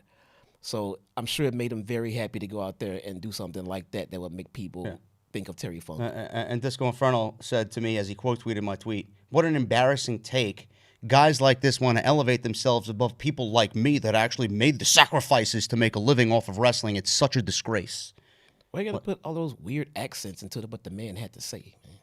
Let's read what the fucking tweet said. I don't know, man. Why would he? Do you want to know my reply to that? Oh, God, no. You replied, Jesus Christ. Of course I did. Oh, no. I'm like, "Hey, Glenn, I'm in London celebrating a tremendous show with friends and my fans and with the energy of an entire country for the love of pro wrestling. You're home withering away, crying like a bitch about what I had to say about a wrestling match on Twitter.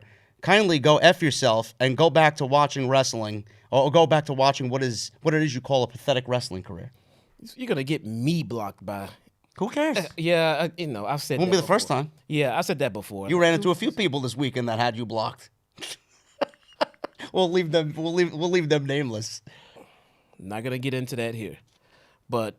yeah, man, I've said that too. Like, well, who cares what Disco Inferno thinks? Dude? I mean, what the fuck are we go? I mean, why so angry? I don't know. Why so angry? I don't know. It doesn't make any sense. Why be angry about this, man? Everybody bled. Terry, how many times did Terry Funk bleed in his career? Everybody bled for Terry Funk. Did Disco Inferno tweet about Funk bleeding in the 80s? No. God forbid there was Twitter in the fucking 80s. Oh, my God. We had Twitter in the 80s, man. Jesus Christ. Anyway, great match. One of my favorite parts of the show. I think Tony Khan needs to lay off the Anarchy / Stadium Stampede matches for a little bit. Seems like the Blackpool Combat Club is their bread and butter, but it seems like every big feud ends in a fucking anarchy in the arena. Let it breathe. Yeah, let it breathe. Yes. Let it breathe. It's like WWE doing the Hell in a Cell. Yes. And it's like, oh my God, it's October. We got to do Hell in a Cell. Like, no, come on. No, let it breathe. Come back at it when people have forgotten it and the feud calls for it. Yeah, absolutely. Everybody's saying disco who? I don't know. I don't know.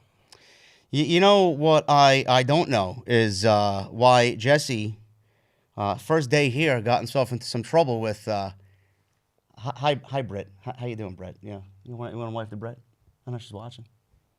Hi, Brittany. Hi, Brittany. Hi, Brittany. You got in trouble with Britt Baker this weekend, man.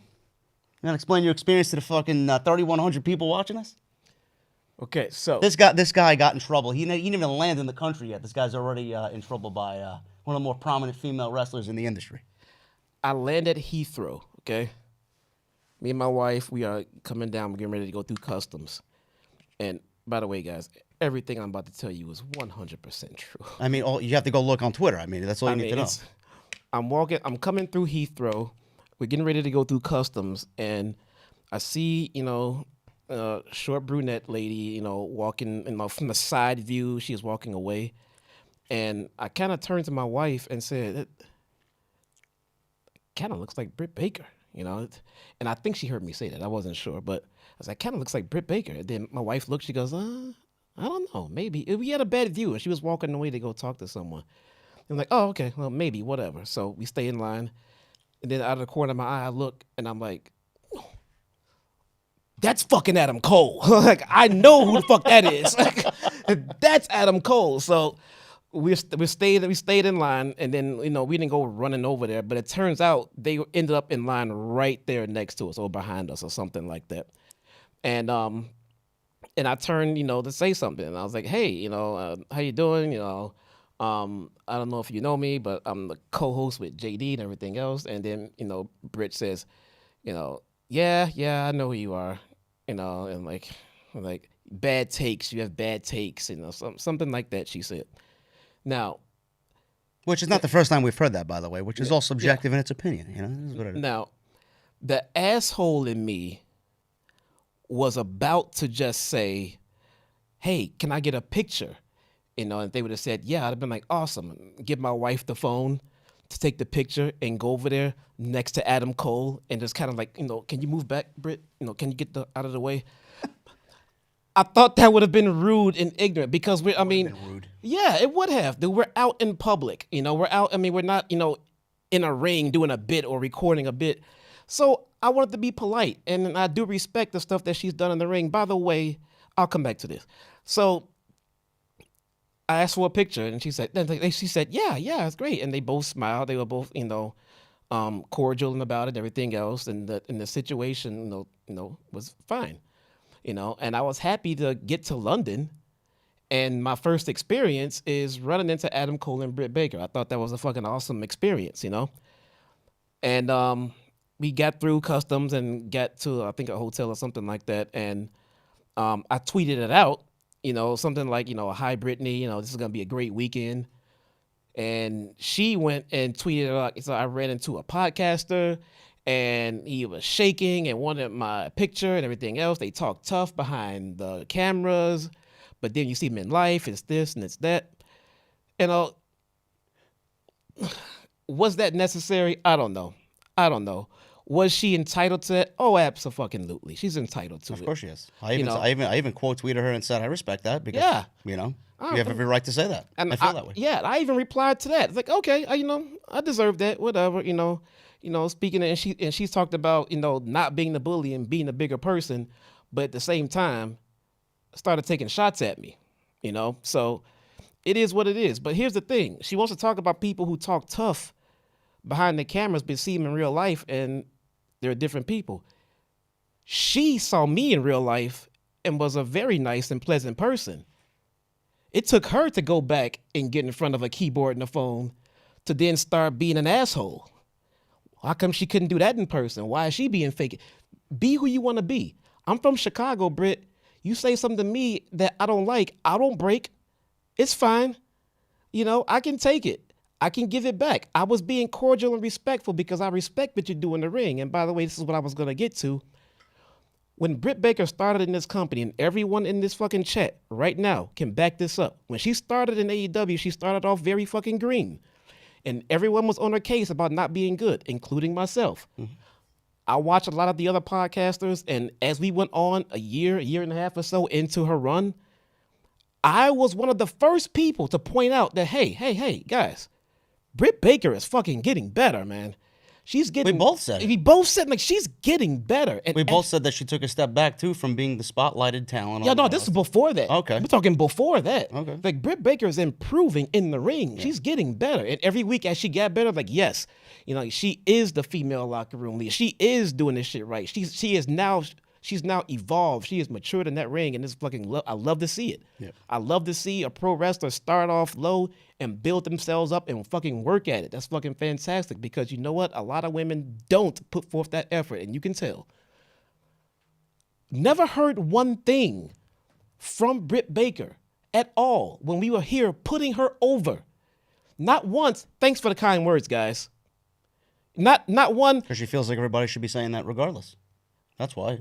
And what happens when we started saying something that she didn't agree with? Now it's time. You know, it goes both ways. All right. My opinions about someone is not because I like them or dislike them. My opinion is gonna be from what I see in the ring.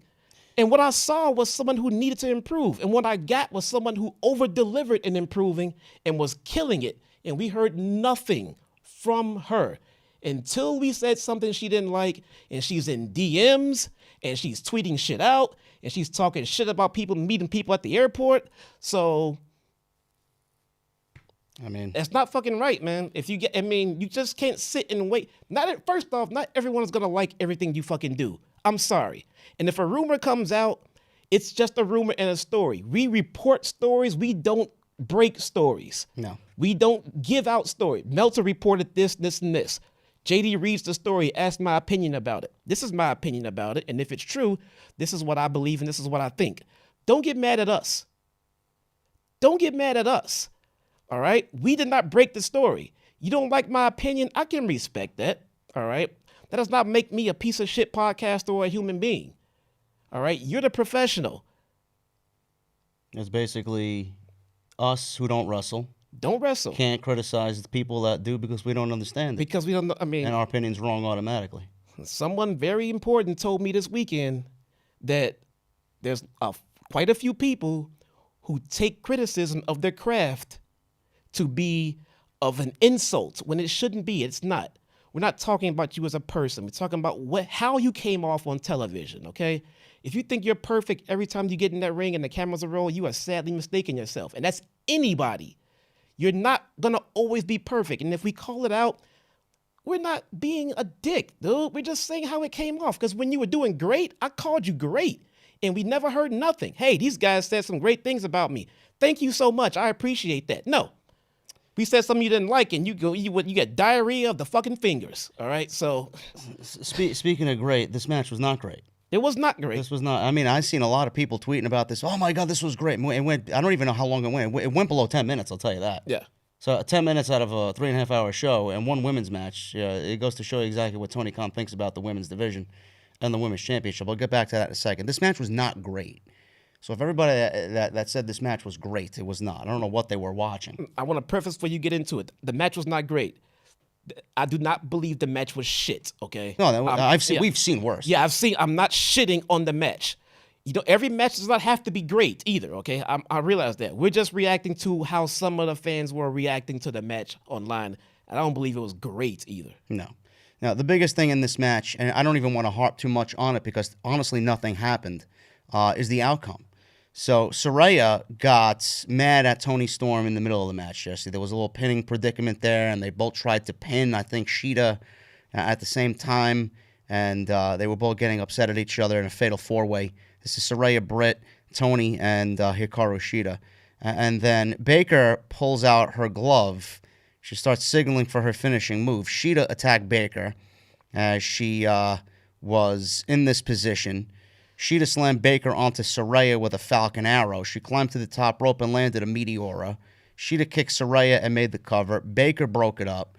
Baker attempted a lockjaw seconds later. Shida leveraged Baker's shoulders down to the mat for a near fall. Storm came in with the Women's Championship. Saraya sprayed her in the face with that little, I don't know what they got, spray paint or whatever they got. They carry the Outcasts. Yes, green spray paint. Spray paint in the face, 1, 2, 3, and that was enough for Saraya to win the championship. Now, Saraya's mom during the match, she was accidentally punched by Toni Storm in a little setup spot that got the tensions rising between Saraya and Toni Storm, which led to them kind of having friction in the match, only for Saraya to win. At the end, she wins the title. She celebrates with her family in her hometown. She is now once again a women's champion. I think she may be the first woman ever to win the AEW Women's Championship and the WWE Women's Championship. Absolutely. In history. But wait. Didn't Toni Storm win it? Did she win the Women's Championship? No. Did she win the championship in WWE? No. She never won one? No. Okay. No, the NXT title. Maybe. NXT title, okay. I think. I don't know. Who cares? Oh, This outcome was terrible, bro. The outcome, her winning, I'll tell you this, and this is all I'm going to say on this, and I'll give the floor to Jesse. Her winning the match, I understand Tony Khan wants moments. It looks like he books for moments. Yeah. He books for a feel-good moment. Yeah. Tony Khan loves a feel-good moment. This was Tony Khan booking for a feel-good moment. Giving her the championship, based off what we've seen so far with her being in the company since last Grand Slam, Jesse, she's not had one decent match. The match with Britt was decent. I thought they did fine. That first match that they had, Oh, yeah. that was decent. That was the best thing that she's done. And I put over Britt Baker in that match because I thought she did a fantastic job protecting Saraya. As protecting Saraya, help her getting reacclimated to a... Nobody mentions that, though. Right. No, don't say shit about that. That was the best thing that Saraya did. And honestly, with what she's done since then, to put the championship on her is a terrible creative decision. She looks so fragile in the ring. She doesn't move around well. I don't think she's really... she can go, but I don't think she's built to be a world champion and a face of that division, because as a champion, you're going to have to wrestle more than what she was doing previously without the championship. That's true. And I just feel like Shida just got the belt, did nothing with it, and you're booking this match to give Saraya a feel-good moment when Shida should be the one you should be building up. She just won the fucking thing, and she's done nothing with it. Yeah, I agree. So, well, I agree to an extent. So when they took the title off of Jamie Hayter, it was understandable because Hayter needed to take a break. She was hurt. Yeah. So they put it on Toni Storm. Okay. Toni Storm's run, just like everyone else's in the women's division, lackluster. Okay. But then they put the title on Shida. So we thought this was going to be, Shida's next go around at the title to see how she could do with it. But then just to drop it to Paige. Yeah. Oh, my God. I'm so sorry. Saraya. I'm so sorry. Saraya. And the part I don't understand is, why couldn't Toni Storm just hold on to the title herself and have Toni Storm drop it to Saraya in the same exact match? Because Tony Khan needed a feel-good moment for Shida on the 200th episode of Dynamite. That was a mistake. I think he books for feel-good moments. I think and that was at the that mistake. point, creativity, logic goes out the window. I think that right there was the mistake. We must say, well, why not just put it on Saraya at that show? Because he wanted to have her hometown pop in England. Understandable. Now, do I have a problem with Saraya being champion? No. I'll tell you why. To be honest, they're not doing much of anything with that title right now. It's not like they broke Jade's, big streak just to give a pop. They're not doing anything with the title right now. And until they are, I think this moment for Saraya was fucking awesome, man. I think she deserves it for everything that she has been through in her career. We might not see or understand the logic and creative behind it, but think about everything that she's been through. We've all seen it. It's all well documented. I'm not going to get into it. And to have that moment in her hometown in front of her family must have meant the world to her. Now you're just dipping into like real life human being shit. Like I get that. But I say that because they weren't doing anything else with the title. Yeah. So for the moment that can bring one of your stars versus, creatively it makes no sense, but what else are we doing with the title? Now I will say this. I hope that her getting the championship, and this is the problem that I have with a lot of this thing, the follow-up means more than anything. The moment happened. Yeah. What is the AEW, what is Tony Khan going to do to follow this up? Now, We think we have a theory. we think we have a theory, and I hope the theory is correct. Right. Mercedes was in the attendance of the 82,000 that was there. She was shown multiple times on TV. Mercedes, a.k.a. Sasha Banks from WWE, to me, the greatest female professional wrestler right now, injured. Okay? She was shown on camera for a reason. Yes. Tony Khan's not going to put her on camera Multiple times. multiple times without a reason, without having her come in, because I mean, she's there as a guest, whatever, but she's been shown multiple times. I do feel like, and you brought this up last night after the show was over and we were at the bar, you know, who injured Saraya? Not on purpose. Not on purpose. But who injured Saraya? The fans know. The fans know it was Sasha Mercedes that injured Paige, Saraya. So did she win the championship because Tony Khan has a plan for Mercedes and Saraya, for Mercedes to take the title off of Saraya and Mercedes to lead that division? Now, is Mercedes going to come in and do that and lead the division as a full-time talent? Or is she going to be one of these sporadic, hey, I'm going to come in, I'm going to have these mega matches, I'm going to have one with Saraya, go away. Have one with Britt, go away. Have one with Tony, have one with Jamie, go away. You know, what's the best role for Sasha or Mercedes? And is this the reason why they gave the title to Saraya last night? It's an interesting fantasy booking scenario. It really is. And the fan in me wants to say, well, yes, now that Saraya has this title and she's enjoying her moment, you know, she's out there with her mom. By the way, Saraya's mom, if you guys don't know, is a fucking killer, dude. Yeah. So to see her get amped up and get pissed off and get involved, like, oh my God, they are all screwed. She was either the scariest woman in that the whole area. Out of everybody in that ring, dude, out of everyone in that ring, Saraya's mom is a fucking beast, dude. You do not want to mess with her mom. Go look it up, all right? She is fucking great. Yeah.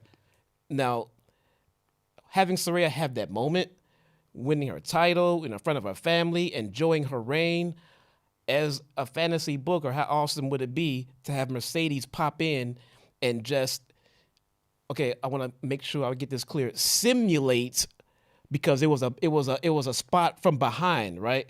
As Saraya celebrating, simulate the same kind of spot that got her injured.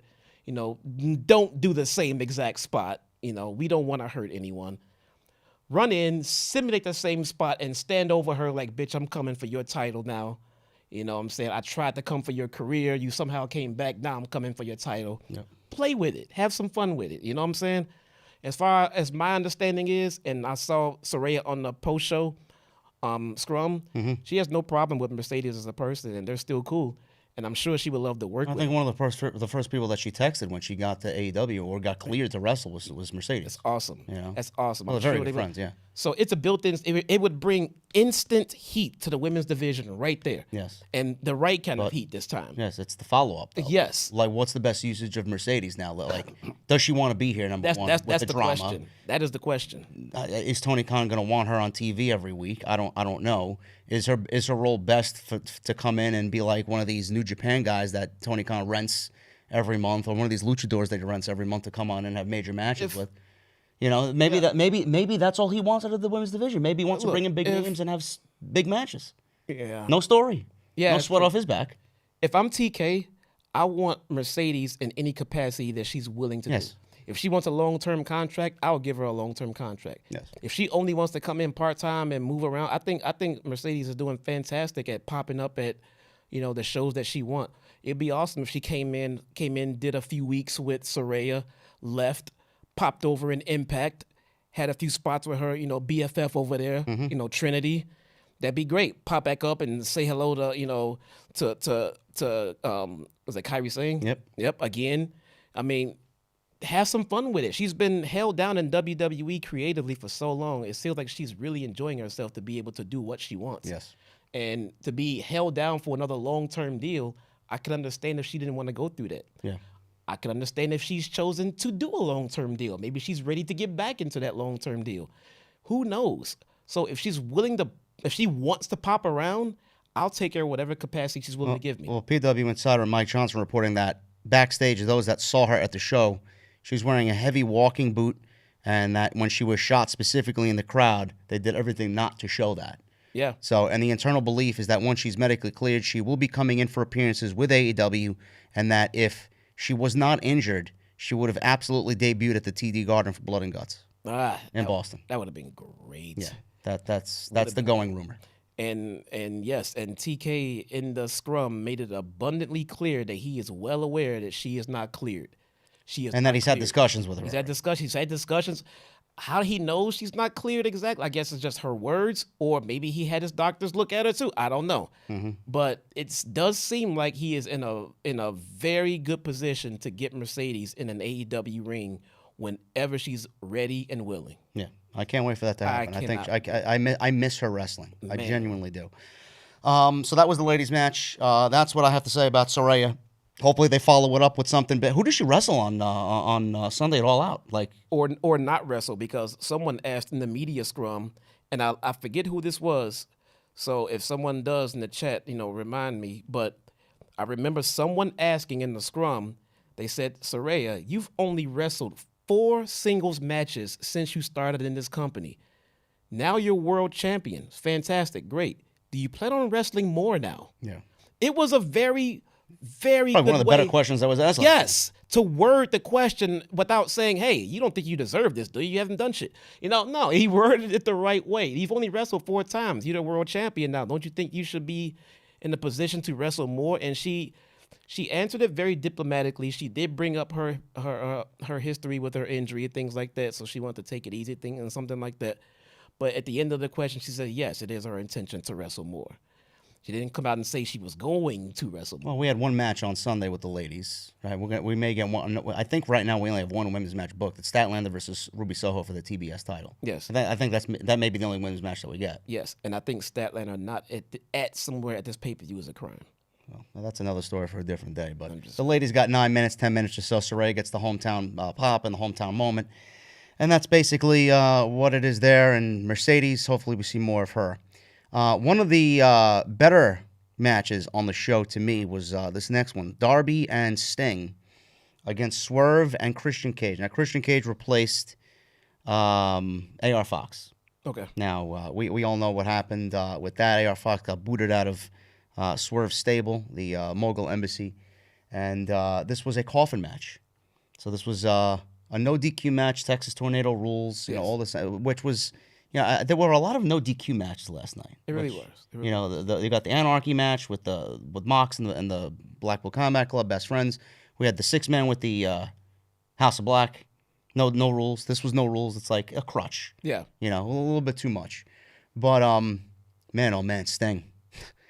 Sting is 64 years old, bro. It's crazy, man. This man came out to Seek and Destroy by Metallica. I'm there air guitar and I'm fucking singing along with James Hetfield and the lyrics to the Seek and Destroy. The crowd was legitimately singing along. I'm looking around the guys around me and like, God, man, they are eating this up right now. If there's one thing that Tony Khan does right, he has no problem spending royalty fees for music. Yeah.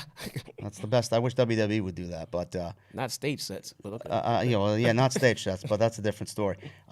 This match was fun. I enjoyed this. Sting, everybody's been talking about Sting potentially retiring. Man, what he did at 64 years old. We all talk about Darby and how his body's holding up. This guy's got to be fucking broken down by the time he's 30 years old. Sting is 64 years old, man. This guy's hair was frayed all over the place. Makeup fucking dripping from his face. Always is after his. This guy went through a table last night and showed everybody that he doesn't give a shit. Swerve smashed him in the back with a steel chair. He gets up. No sells the goddamn thing. I mean, this was fun. And hopefully this closed the chapter here for the Swerve and Darby situation. Darby can focus now on the TBS title with Christian Cage. What do you think of the overall vibe of this match, man? I thought this was fun. I thought it was a very fun match. I thought it was very fun. It feels like that everyone went out there and did as was expected of them, but still did a little bit more. I think Sting was the focus of the match because he is the legend and everything else.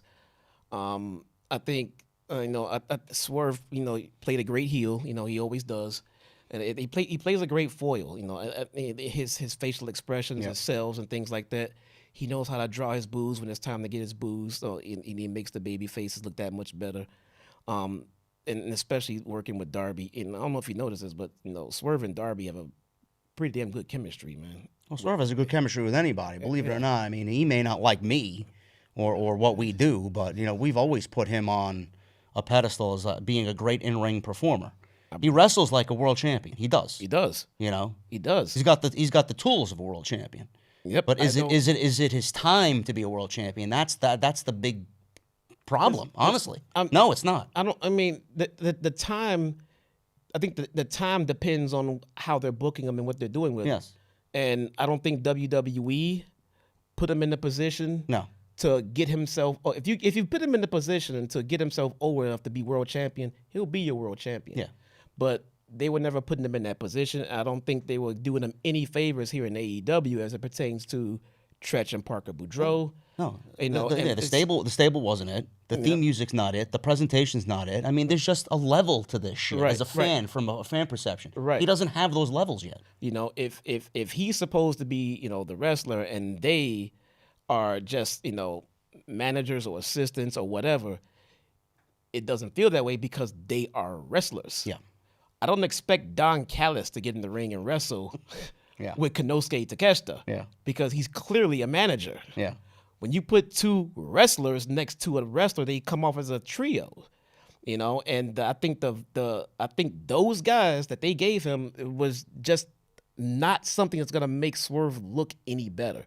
I think he deserves better. I think he is better. I think he should be treated as a world champion because if you give him the go, he'll take it and run with it. They just won't pull the trigger on him. Now, they're not burying the guy. Swerve is not buried. I think Swerve is solid, in what he's doing. I think if you give him more, put Swerve in a program with Kenny Omega. Let me know how that shit comes out. It's gonna be a great match. To fucking kill it. A 5-star match. That's not what he's working right now. He has not worked with anybody in the main event level just yet, and we should see it because they'll kill it. So let's get him booked better. He physically looks better too. You see that he's been working on his body. He looks a lot bigger than he used to last year, especially when compared to what he looked like last year. He looks fantastic, man. He's got the gimmick. He's got the look. He's got the promo. He's got the charisma. Yeah. As a matter of fact, tell me something he doesn't fucking have. Stuff Except good booking.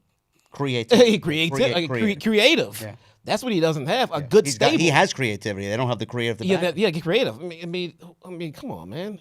He's whipping out Prince Nana or some shit like that. I mean, I don't mind Nana. I don't mind Prince Nana. At least that's a definite manager and not a wrestler. Yeah. Nana can do Nana stuff and that's cool, but you put him with Tretch and with fucking Parker Boudreaux and it's like this is was doomed to fail. This is a failed stable. It was worse than Hit Row.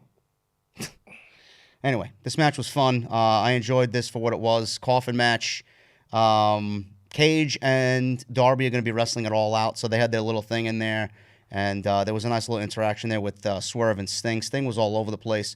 Cage was about to shut the coffin door, but Luchasaurus appeared from nowhere to make... actually, not Cage. He was in the coffin, and Luchasaurus came out to save Christian Cage.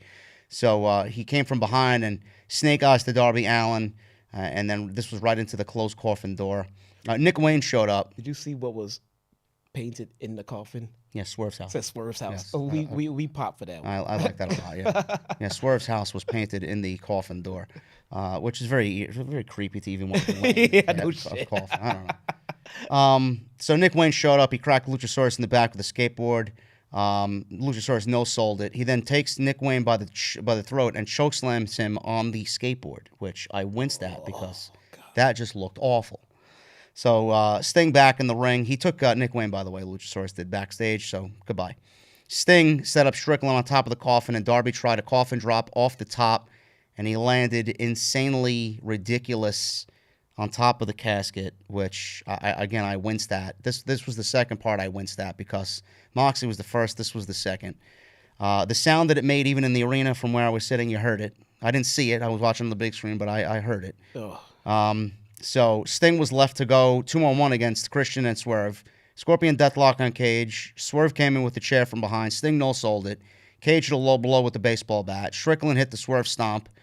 Cage laid out Darby at ringside, and Swerve had Sting in the coffin, which had been brought into the ring. Swerve threw the bat into the coffin, which allowed Sting to keep from the coffin door closing. He put the bat out. Yeah. He put the bat out there, and he could not close the coffin because of the bat. So Sting escaped. He ate a kill shot kick from Swerve, and then he took way too long up top for the 450. He landed. It looked like he was nervous to do it on top of the closed casket, did Swerve. I don't know if you saw that, but he took a hell of a lot of time. I didn't notice the time that he took on it, to be honest. But now that you say it, someone who comes to mind for me is Pac when he does his top rope spots. Yeah, I think he sells that though. I think it's part of his shtick. I don't know. It feels like to me he wants to be absolutely positively sure that he's ready to hit his spot so he's very calculated. So Swerve took a long time for the 450. He missed it. He fell right into the coffin off the top rope. Darby outside fought with Christian.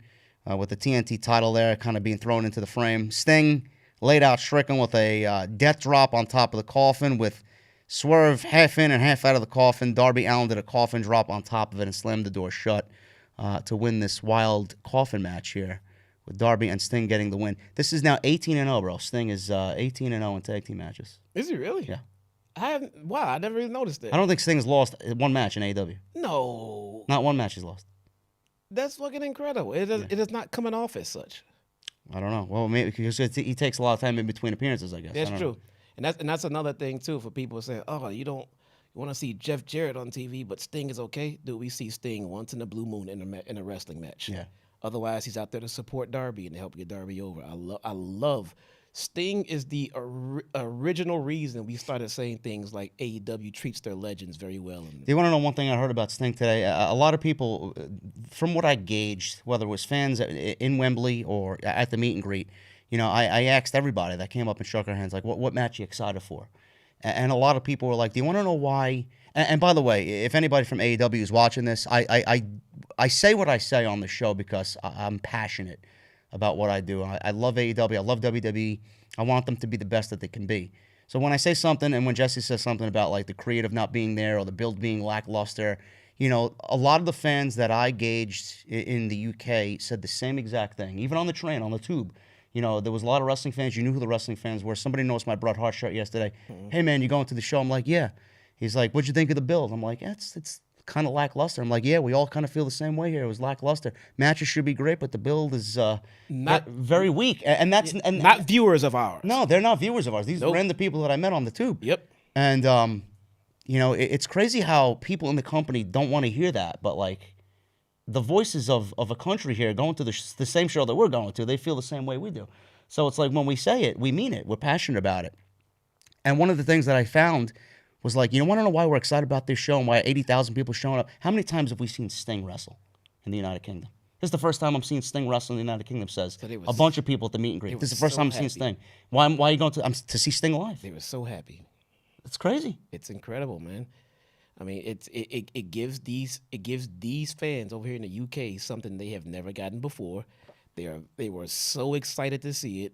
And you know Sting is aware of it. Yeah. He was out there to give his best. I mean, to give his 63-year-old best. Mm-hmm. That's all he can do, and that's just exactly what he did. Yeah, so. Yeah, it was exciting. This was a very good match. Looking forward to Darby and I don't even know who Christian's the TNT champion, so he'll probably end up wrestling the match. It's Luchasaurus next Sunday, but wasn't that match for the TNT title? Yeah, no, it was a non-title match. A non-title. Yeah, yeah. They're not stupid. He's but Christian's fucking great at what he does. It's so good. Christian. Will Ospreay and Chris Jericho. I know you had a lot to say about this match. I had a lot to say about this match coming on in, and a lot of people also the feeling that we got even back home. And then felt it even more so here. A lot of people were kind of disappointed with Will Ospreay, but the thing is, I don't think they were disappointed with Will Ospreay. They were disappointed in the match with Jericho. But the thing is, to see Will Ospreay in his home country, that's what meant more to people than the match with Jericho. Yes, that's the vibe that I got being there and watching this match. It only then, Jesse, at that point, ended up being a great match. It did, and we said it on Wednesday when we were live for Dynamite. We're gonna end up eating our shit. Because Jericho was like, all right, you want to doubt me? You want to doubt me? Come and watch me, and I'm going to prove everybody wrong. And that's exactly what he did because, the match was great. And it was probably one of the better matches of the entire night. I came on this show. I'm here to eat my words. Yeah. I came on this show, and I said that there's just no way Chris Jericho can give us the level of performance that Will Ospreay can give us and make it, a good match. Chris Jericho's not a bum. He'll hold his own, but it feels like he's going to be pulling Ospreay back to have him slow down to keep up with his pace. Yeah, none of that happened. I was fucking wrong. I was wrong. I want to apologize to Chris Jericho publicly. I was fucking wrong. Everybody was wrong. He killed it. He fucking killed it. Everybody was wrong. I was fucking wrong. I was amazed. I was wrong. I have no other words. I apologize. I was wrong. For people to criticize the build of the match, that they can criticize the build. The build was non-existent. The build sucked. But again, like everything else on this show, did it matter to these people by the time the show ended? No, it did not. They got to see their boy.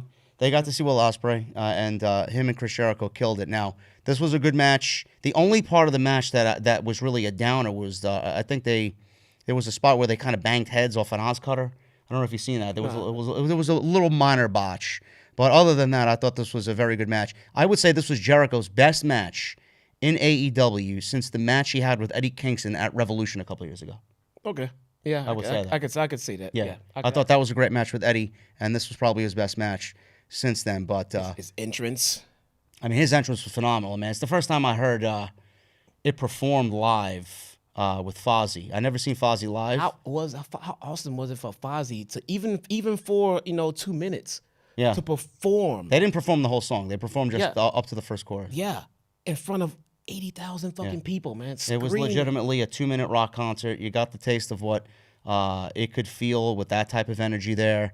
It's the first time I've seen Rich Ward with Fozzy. I've seen Rich Ward perform live. I believe it was with Adrenaline Mob, his former band. I'm a big fan of Russell Allen from Symphony X. But great guitar player.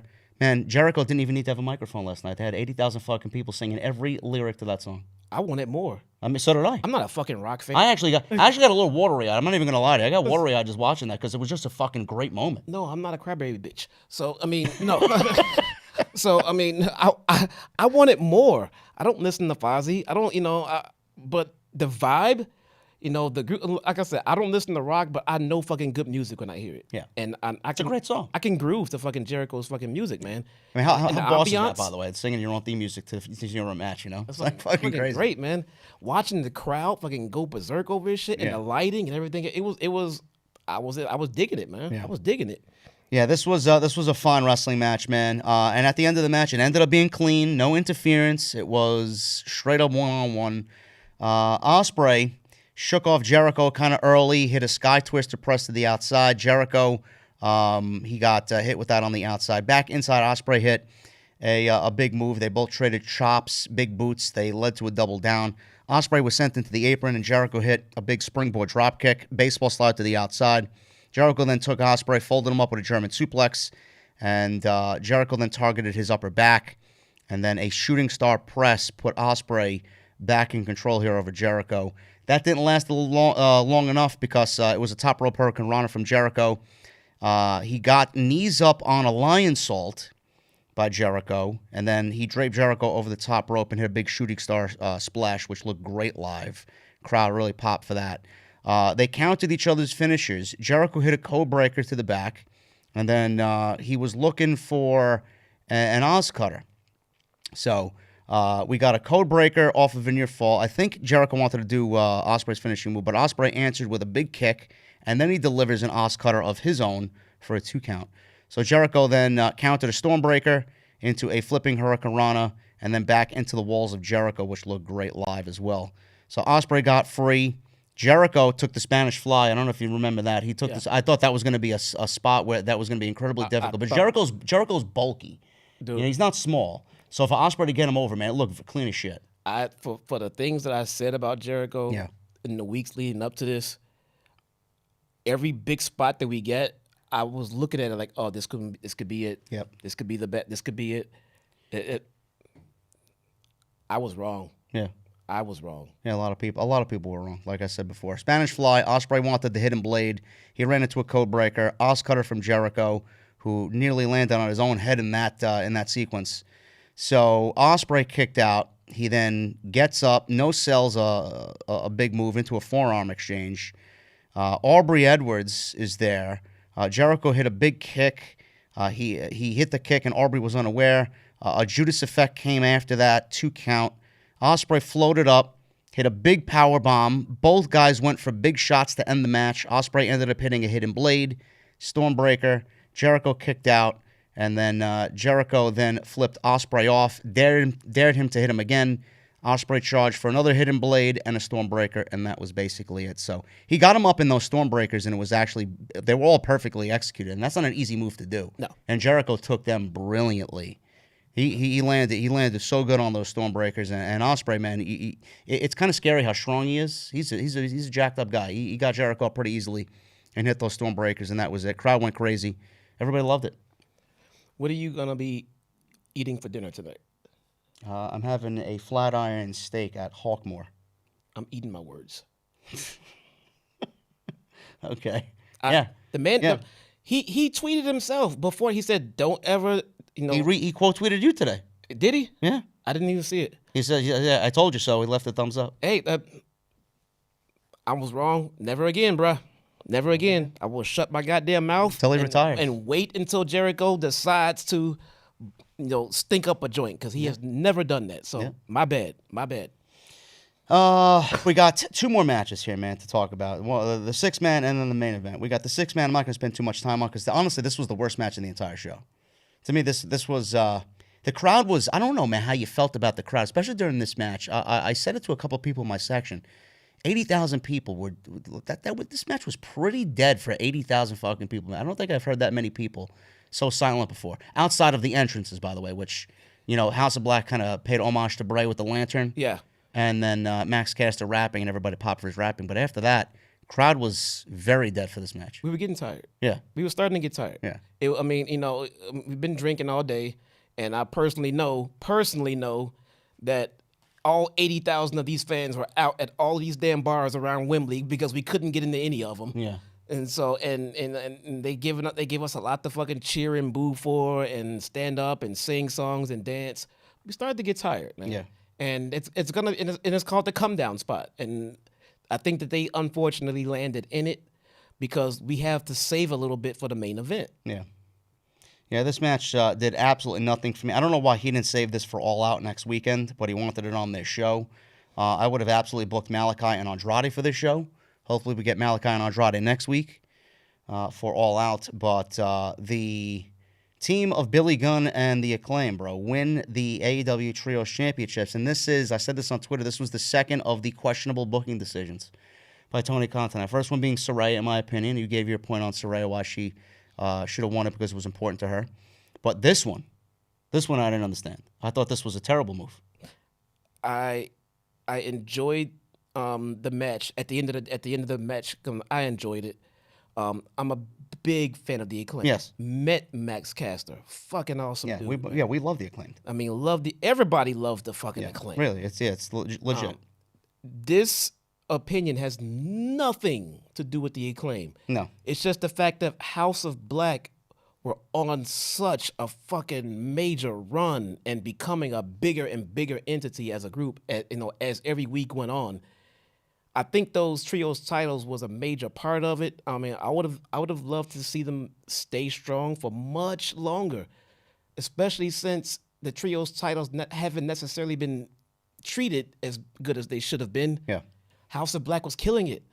Let them keep going with it. I mean, it's the Acclaim winning. It's fine. It's fine. I mean, it's not about who got them. The issue is House of Black should have stayed strong in this one and should have continued to be champion. That's just personal opinion. That's this guy's personal opinion. We wanted to see the House of Black continue to be strong champions. It feels like they passed off the titles just to give Billy Gunn a moment. Yeah, again, another moment, yeah. Yeah, another moment in front of 80,000 people. And remember, like I said with Saraya, I don't mind them giving her the title because they weren't doing anything with the women's title. Yeah.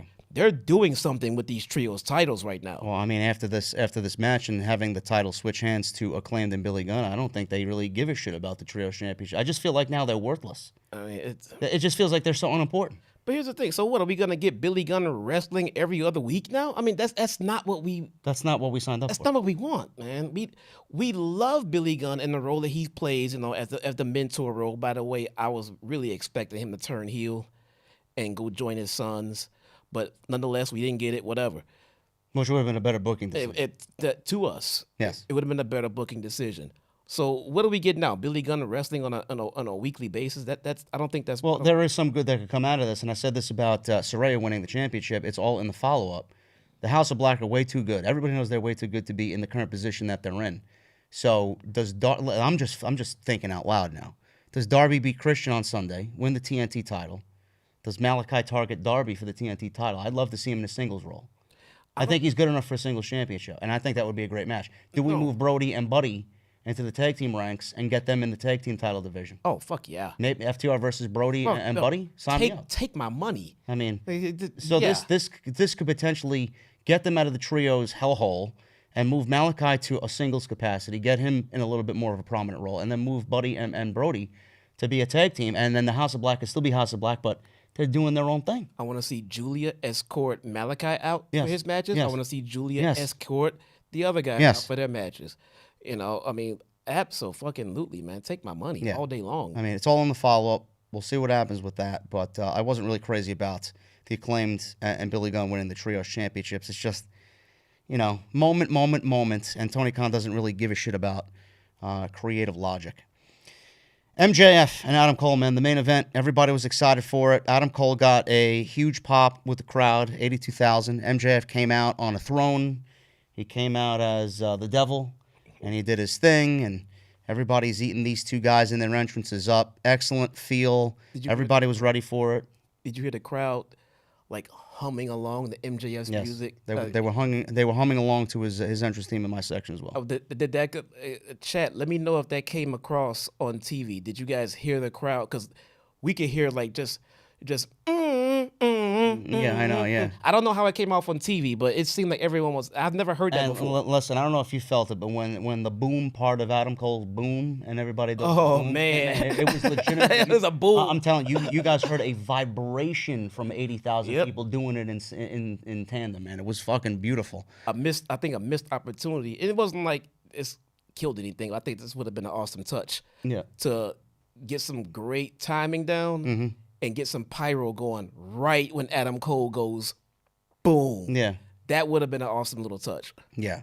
This was a great main event. I'm not going to lie. I actually preferred their match on Dynamite, the 30-minute time limit draw. I thought that was the better wrestling match of the two. I'm not going to sit here and say this was a bad match. This was an excellent match. I just preferred the straight up, you know, hold for hold wrestling match that match on Dynamite was. That's more of the Adam Cole match that I've come to love, and we all know MJF is a great pro wrestler. Yeah, that one on Dynamite, that was a wrestling match. Yes, this was more sports entertainment. Yes, this was definitely more about the story being told. Yes, I mean from the beginning of it all the way through. I mean from the putting on the T-shirts at the beginning, you know, ripping them off and everything. It was all about the story. The first one was about the wrestling. Yeah. So the bell rang. They both put on their T-shirts, Better Than You, Baby. So they were brochachos as the match started. And then they did not become brochachos by the time the middle of this thing happened. That didn't fucking last long. No. So MJF started a chant of sportsmanship with the crowd. Is that what he was saying? Yeah, he was chanting sportsmanship. He then poked Cole in the eyes and then smiled. That was great. Whatever, man. So a fan there was a lot of signs in my section. One guy, I don't know where he was. He might have been in my section because I couldn't see over half of the fucking signs that were there. A sign that said, "He's my scumbag." Yeah. So that was clearly shown on camera. MJF offered to shake Cole's hand, who was sitting in the corner checking his eyesight after the thumb to the eye. He's like, "That's on me, friend." Yeah, sorry about that. MJF said. Cole then slapped him and got angry, started to have those little heel tendencies come out a little bit. Inzaguri, shoulder breaker on MJF. He goes for a cover, he gets a 2 count. So Cole pulled the ref into MJF's way a moment later. Another heel tactic. Another heel tactic. MJF asked what he was doing. Like, why are you pulling the referee in the way? Like, that's not what brochachos do. Cole went back on the attack. He yanked MJF by his trunks into the corner. Another heel move. He settled into a headlock, yanked MJF's hair. Another heel move. And MJF tried to escape. So Cole caught MJF with a big super kick. MJF was running the ropes. Cole said, "We may be friends, but I'm better than you." So MJF then landed a dive to the ropes at ringside. He was shocked at how good it came off. You know, he does his shtick good. He doesn't do that type of shit, but when he does it great. Yeah. MJF was looking stunned. They pulled off the move. MJF threw Cole back into the ring, scored a 2 count off of it. He kind of soaked up the moment before getting back to what he needed to do. Cole reversed MJF into a corner, but MJF kicked Cole's arms off the ropes, sunset flip. They went back and forth with 1 counts over and over, like back and forth, teetering back and forth in some pinning predicaments. Cole went for a leapfrog. MJF caught him and powerbombed him.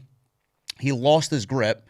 So that was the one slight botch in the match, but they corrected themselves nicely. Both men down. They were slow to get up.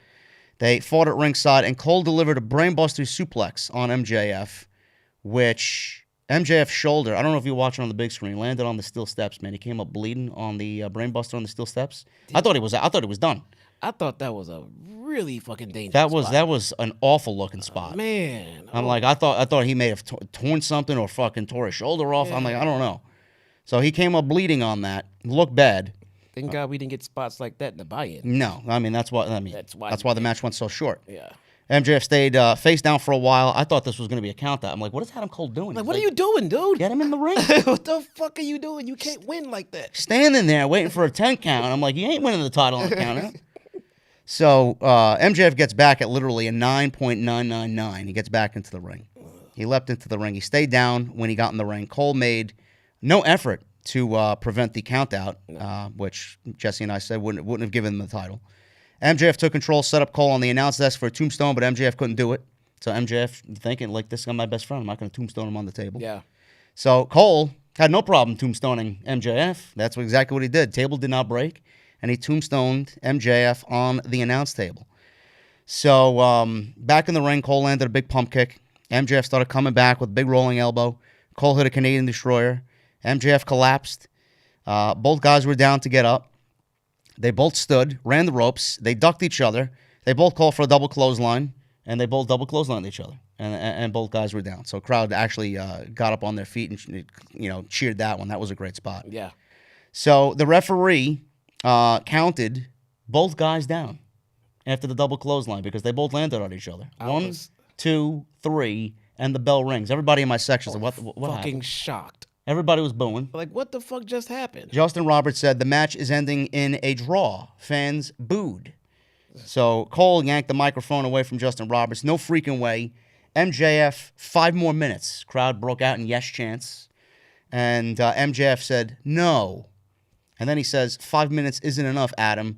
And then he yells, we're going to fucking we're going until we have a fucking winner in Wembley. Oh, that pop. Crowd got fucking unbelievably excited. Oh, yeah. So we're starting to head towards the end of this thing.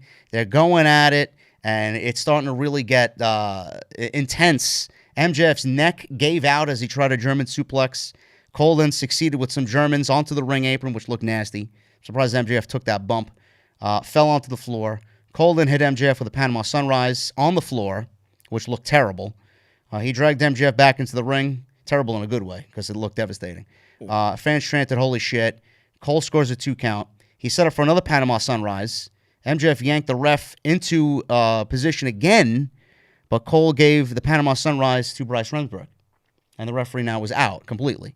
Yeah. So MJF reached into his trunks. He pulled out the Dynamite Diamond ring. He was about to cheat because the referee wasn't there. But before you go any further, it felt like that moment, at least around in the section I was, it felt like a, oh shit, it's about to go down now moment. When the ref goes down, it's always that, oh shit, here we go. And it was like a, oh. Yeah, I legitimately felt a sense of like, all right, MJF's fucked here. Yeah, that's something. Yeah, this is, man. I thought he was, at that point, I felt genuinely he was about to lose the title. Yeah. So he pulled out the Dynamite Diamond ring, and he stood, and again, he seemed torn on what to do. He took off the ring, put it back in his trunks. So obviously, friendship, the story is friendship means more to MJF than, winning the match here with Adam Cole. Bro, when this storyline all started, it felt like we're just waiting for MJF to be the prick that we know he is. Yeah. That's when it began. To right now I genuinely feel like MJF is actually having this internal debate on how to be a good friend. Yeah.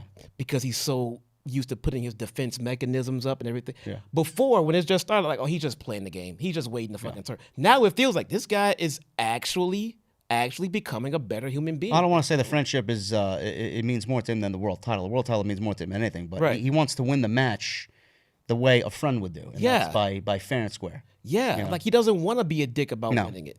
That's I never felt that till now. Yeah. We never seen that from men, and that's the best part of the story. Like, he's put his guard down.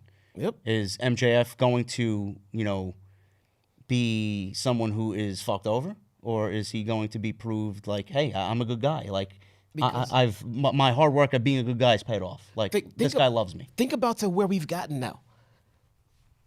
A little while ago, it was, just unforeseeable to see MJF lose that title. Yeah. But now the way this story has developed now, if they fuck over MJF enough with an Adam Cole heel turn and screw him out of that title, it would actually make sense. It would make MJF a legitimate, huge babyface. Yeah. Genuine babyface. He may be the biggest babyface in the company if it happens. I think that would make it. If this is where they were going, I mean, this part of creative that they're doing, bravo. How do you turn MJF into a babyface? Well, you just accomplished it, you know? Everybody asked that a year ago. You go back a year ago. Like, You can't I do that. could tell you, I said it on social media. I'm like, MJF cannot turn babyface. Yeah. But, you know, I think he'd probably be the first to tell you. I'm like, you know, Rock was never a true babyface. Rock was always Rock. Stone Cold was always Stone Cold. Like, they did what they did, and the fans appreciate it. I think that's what he's trying to. I think that's where he's really drawing his man influence. And like you said before, I think he wants to be himself. This is how we're going to, and we know how he is. We're trying to get him back there. He's a dick. And it's going to be with the fans on his side. Yeah. You know, because the Ric Flair babyface, it's been done how many times? Yeah. Like, everybody's like, oh, he's the next Ric Flair. Like, no, MJF is the next MJF. MJF Yes. doesn't need to be the next Ric Flair, the next Stone Cold, the next Rock. He's the first MJF. Yes.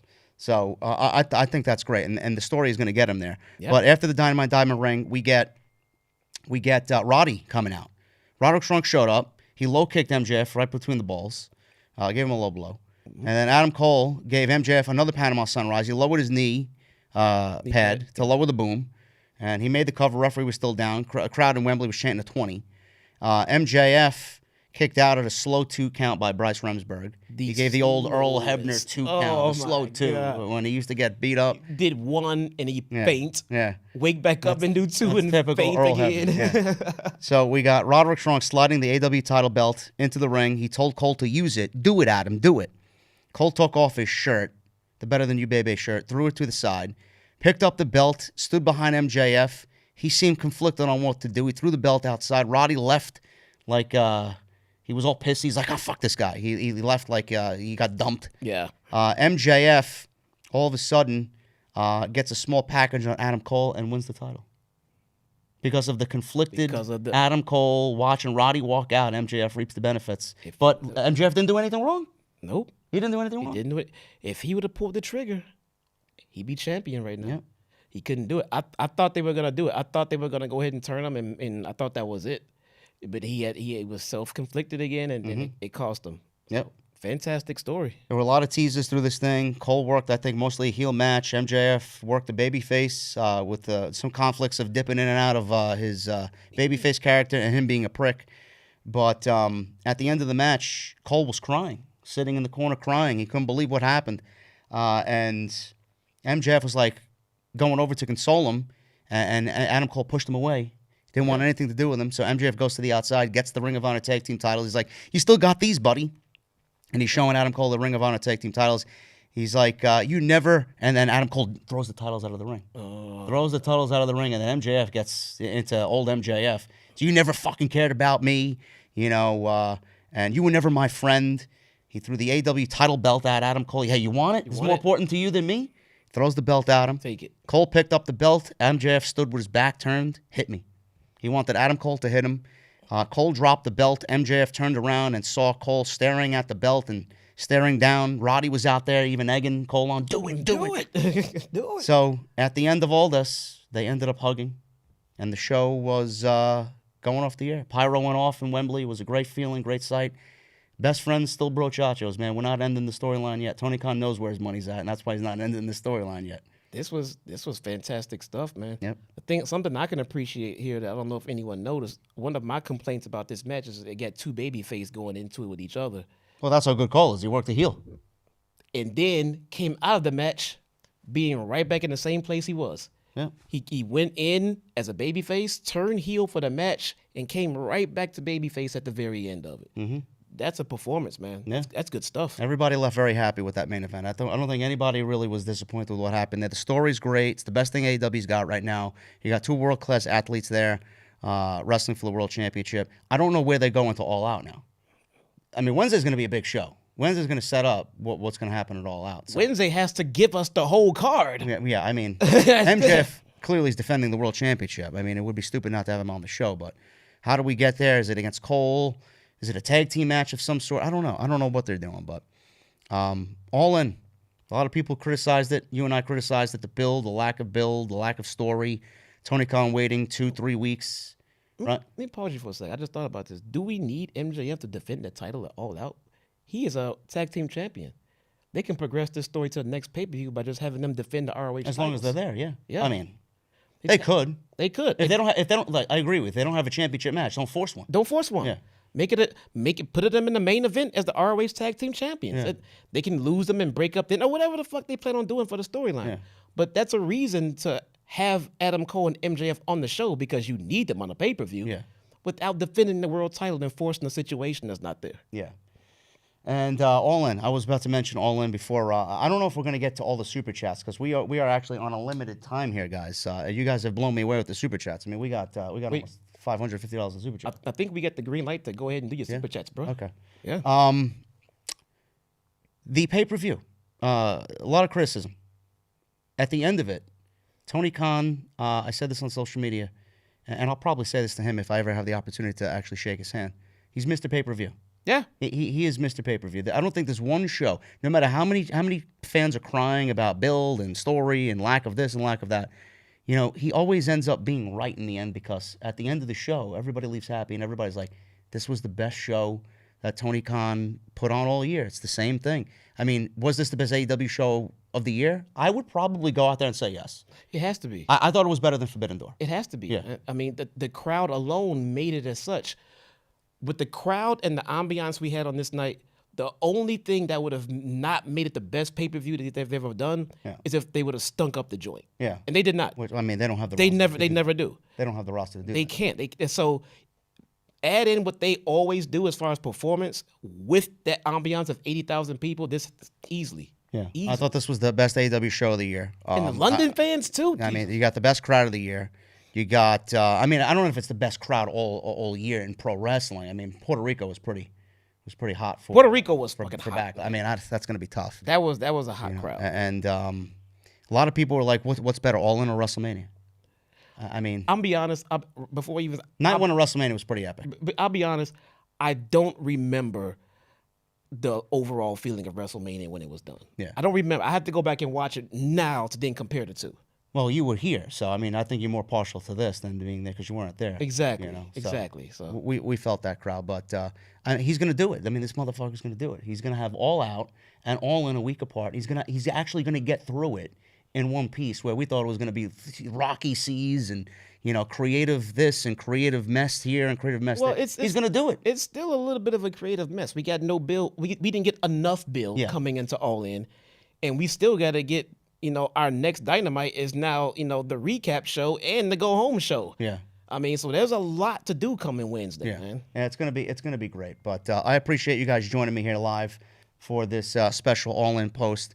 I'm gonna try and run through this because actually I do have dinner reservations at 8:30, so I want to make my dinner reservations. But I want to shout out everybody. I don't want to leave one person not shouted out here. Sonny Singh, the Undertaker with 23 months.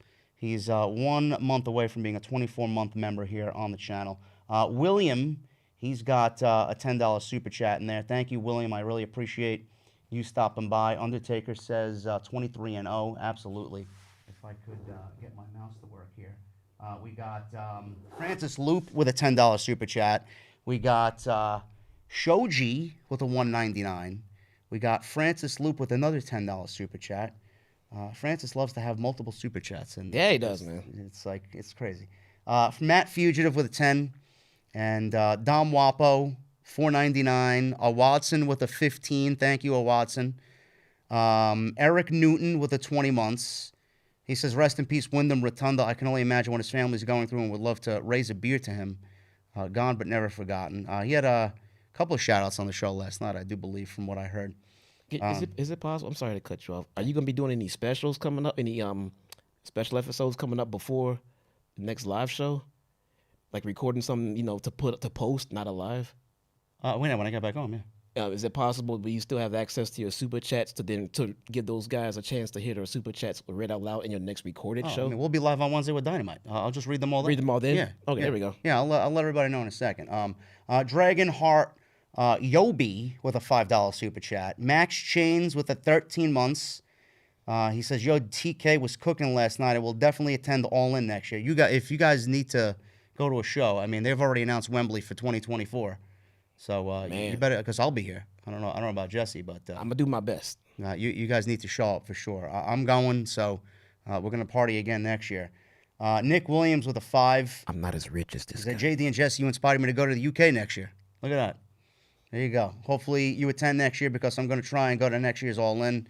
We got 21 with a $4.99. Says, JD, I've been working 7 days a week this whole summer, and yesterday I sacrificed hours of sleep to watch All In. It was well worth it. And yes, it was.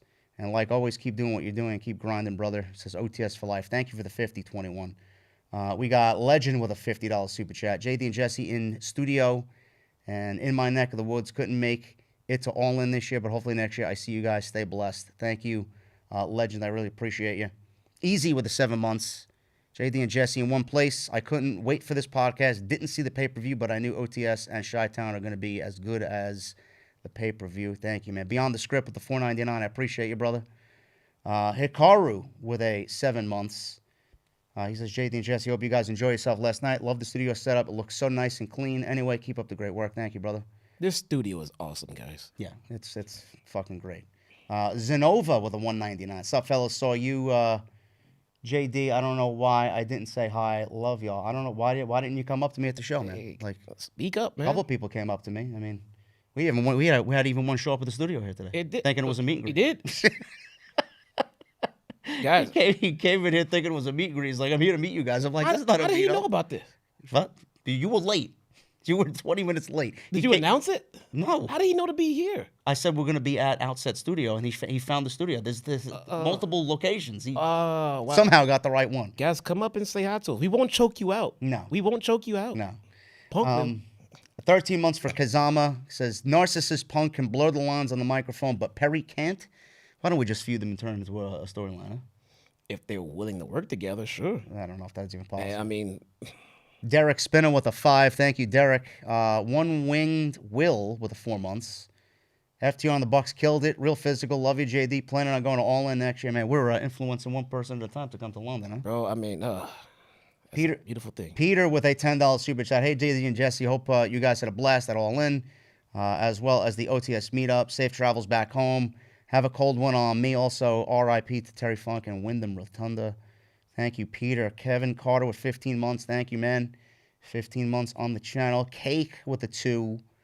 We got Poppy Lomo with a $9.99. So my only thing was Ricky Starks got suspended for whipping Steamboat. Juice sucker punched the ref, Rick Knox, and got on the main card with no managerial license. Make it make sense. I don't know. Ricky Starks would be at All Out. Let's see. Ricky, I mean, hitting a ref is not anything unforeseen. And the ref is an active, not talent, but active employee. Yeah. Ricky Steamboat was a guest to the company. Yeah, there you go. There you go. Rex with a $10 super chat. Show was awesome despite Punk's drama. Keep killing it, JD Jesse.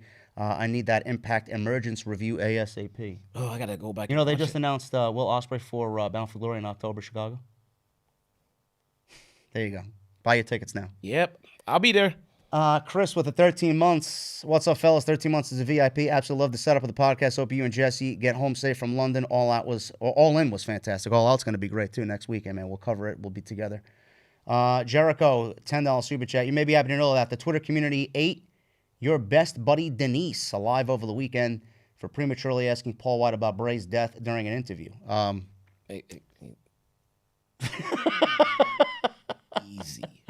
Can I just say Easy. that Denise got everything that she had coming to her with that one, and she deserved it? Because in that moment, all I'll say is this. You're interviewing an AEW talent. You should be asking about All In, okay? You should be asking about the biggest show of the year. Don't ask about something that has absolutely nothing to do with this weekend. Let AEW handle that if they want to do something. Okay. Fair enough. Okay, good. Yes, but don't put somebody on a pedestal. Not canceling here. No. Don't put someone on a pedestal and then think that they're immune from the criticism when they do something wrong. That's all I'm going to say. Okay. Jonas with I don't know what this is. SEK? What is that? 550 in SEK? SEK. What currency is SEK? I mean, it's a donation. That's he's 50 US, it says. Oh, okay, there we go. There you go. Last night was such a great experience in the stadium, especially Sting for me. Ready for All In 2024. What's up, Jesse, he says. So there you go, you get half. Hey, there we go. Woohoo. DX Trixers with 26 months. I appreciate you, brother. I know I'll get crucified for this, but I think All In felt underwhelming for all the hype that it got. Wrestling was great, but it lacked moments. We haven't watched it on TV yet, man, but being there was not a 6 out of 10 show. I'm sorry. Yes. 100 in Super Chat from I'm Already Dead, Jesse Fierce Thunder Rosa. That's just, you don't. He didn't say you. That's all my super chat. Where was Thunder Rosa? I don't know. Someone told me that they spotted her somewhere having breakfast with Prince Nana. I don't think she was at the Talent Hotel though. I don't know where she was. I don't know. I mean, hopefully she's back soon. I miss her. Yeah. Lord J. Coyle with a 5. Unfortunately, I didn't get to meet you both, but I really enjoyed myself at All In.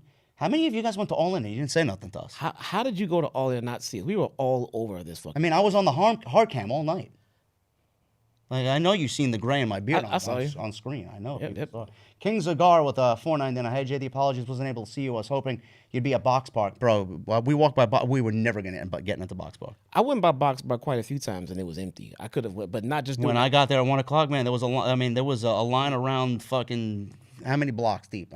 That wasn't even as bad as Saturday because the meet and greet was there. That was fucking worse. The line went across the walkway and down. There were like 8 merchandise booths. Yes. With lines wrapped around each booth. Like, no way. Yep. Joey Avalon with 11 months. Appreciate you, brother. Thank you so much. King James with 26 months. Thank you, man. A Thun with a 10. Says, Skull to JD and Jesse. As always, special props to Jesse for taking heat off of Dr. Britt and handling it like a champion. Congrats to both of you for the success this weekend. Thank you, A Thun. Yeah, he gave that before I went on my rant earlier, didn't he? What happened? Brad gave that before I went on my rant earlier today. Yeah. King James with 9.99. Love the feel of the stream in the studio. Hope you and Jesse get back to the mainland's safely. Yes, we'll be hopefully flying back tomorrow. Hopefully. I got an 8 o'clock flight out of here. Speedy with a 10. It should have just been Storm versus Shida with Shida winning. You want feel-good moments, that's what you do, and that's what should have been booked for Wembley. Tony Khan doesn't give a fuck. I mean, but you got to have... nope, not gonna. No. You told me to stay quiet on Denise. Stay quiet. Okay. Wolfness Way with 26 months. Studio layout is A+, fellas. Glad you had a great live experience. Sting and Darby coming out to Metallica was nuts. Trademark music, TK. Yeah, hopefully when Edge comes in, he's got Alter Bridge. Signed, sealed, and delivered. Ooh, yeah. Matthew B with 4.99. I'm fine with Saraya being champ. Run Mercedes versus Saraya. That's where the big money is. I think, Matthew, that's going to happen. I think Jesse and I kind of feel that's going to happen. Wild Stallions with a 2. Had your back, Jesse. My DMs are popular now. What did Wild Stallions do to protect you, man? What do you say on social? I don't remember, man. I got to go check it out. I'm sorry. I don't remember. Francis Loop with 2 5s. House of Black should have retained until they lose them to Moxley. Archer. Bro, you love booking just random shit. Adam Page has beaten Moxley, Yuta, Danielson, and Archer clean in one-on-one matches. Has Page ever had a one-on-one with Claudio before? I don't know. Has he? Who knows? I'd like to see it. Yeah, why not? Yeah. Put Claudio in there against anybody. Phil with a 9.99. Blown away with the amazing performances by everyone. The crowd was insane. Easily one of the best shows AEW's ever produced. Loved it. Kudos to Tony Khan and all the AEW staff for a historic event. Yeah, Phil, you had to be there, man. It was great. Francis with another 10. Thank you, Francis, for the generosity today, brother. If you wanted Billy Gunn to be a 6-man tag team champion, they should have beaten the Mogul Embassy. At least they would have let Brian Cage go on a singles run and the Gates of Agony in a tag team run. Is that some ROH stuff I don't know about? Probably. Okay. Nobody watches Ring of Honor. Okay, all right. Iran Water, 1.99. Are you coming back to All In for London next year? Yes, I'm planning on it. We'll see. The things happen, but yes, I do want to be here. I'm not as rich as this guy. I'll try. I don't know. Hologram with 33 months. I appreciate it, man. Chad is saying Alvarez reporting that Jack Perry and Punk will be suspended and not work All Out. Don't shoot the messenger. Safe travels home. Is that confirmed? I'll find out when I get out of here. If that's confirmed, sounds fair to me. Punk doesn't even have a match yet, so who cares? It's still a payday. That's still a payday at his hometown fucking pay-per-view. That sounds fair to me. Maybe he should have thought about that before he put his hands around someone's neck. That sounds fair to me. Jason Dash Plays. I'm sorry. Jason Dash Plays. $5. What's up, JD and Jesse? Wish I could have met you both at the meet and greet on Saturday, but I had work. But I was at All In, and what a pay-per-view. 8 out of 10. We were there. Yeah, man. We were there. Hurricane with 13 months was surprised at how well Jericho performed. The adrenaline was definitely flowing. Jericho's a legend. Never doubt Chris Jericho again. We'll question some things, but never doubt him. Never doubt him. Karimix with $5. Thank you, brother. In an alternate universe, Undertaker chokes out HBK in the back for not dropping the belt to Austin. Dan McAfee with a $4.99, no message. Lucas with a $20, no message. Thank you, guys.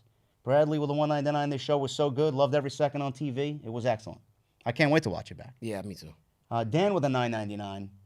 Not sure if you guys saw it in the stadium, but after the match, Punk said goodbye to the crowd on all sides of the ring like he knows it's over. We'll see. He's not going nowhere. Not going. He's going back to the States. He's going back to Chicago. Yeah. Yeah. He's saying goodbye to London. Damian Ellington with a $9.99. Great show. Surprised. No Ricky and Wardlow.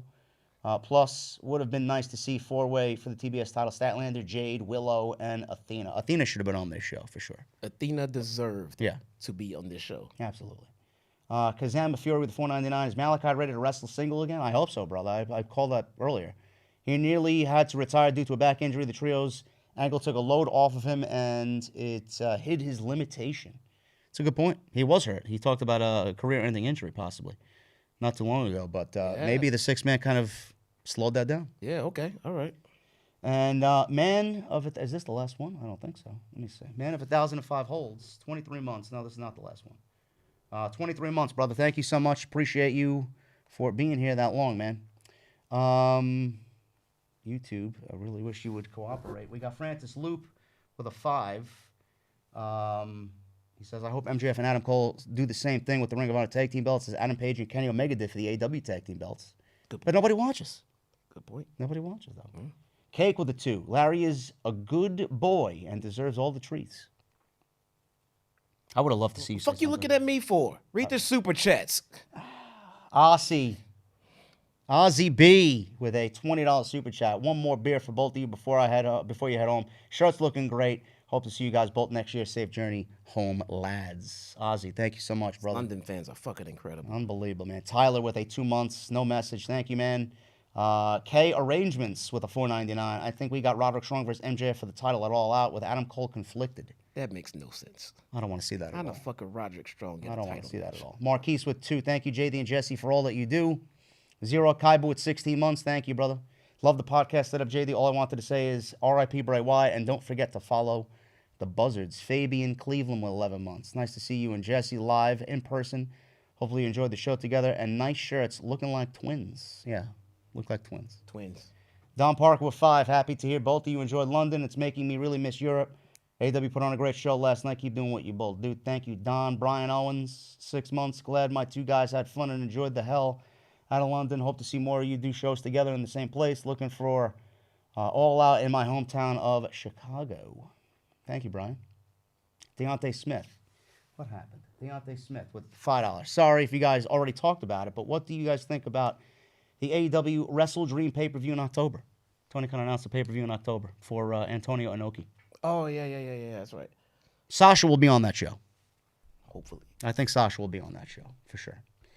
21 with a $9.99. JD adding to the party, or adding to the Perry and Punk situation. This is another, there's another report of Punk reportedly wanting to quit AEW. He can't quit. The same way he didn't want to be fired, he can't fucking quit. He can't quit. I mean, he's making $5 million a year. Where's he going? He can't quit. You're in the contract, bruh. Fuck out of here. Highlight reel, $5 super chat. I was at SoFi Stadium for the Metallica concert last night. My voice is completely gone. Love you guys. Cole MJF is match of the year, no question. Now, match of the year to me is Bryan and MJF from February. Still. Yeah. Prodigy RKO with 24 months. What's up, guys? What do you guys think about the UK trip next year? Will you guys run it back? Yes. Nate's with 13 months. JD enjoyed All In. Great show. 8 out of 10. I'm tired of the CM Punk drama. This keeps up. Larry's going to steal Jack Perry's girl, Anna Jay. Well, he's a lucky dog if he does so. I saw no Anna Jay all weekend. Sad. I know. Yeah. Cody Snyder with 16 months. Safe travels. Thank you, Cody. And Clone Force. We'll end with this one. $1.99. Rest in peace, Bray Wyatt. Keep up the great work, JD and Jesse. Guys, thank you so very much for all the support. Thank you. We appreciate you all. This was an amazing experience being in London. Thank you to this awesome crew back here helping us today. Absolutely. Outset Studios. I'm exhausted.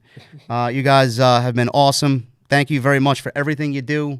We'll be back here next year for All In. I'll try.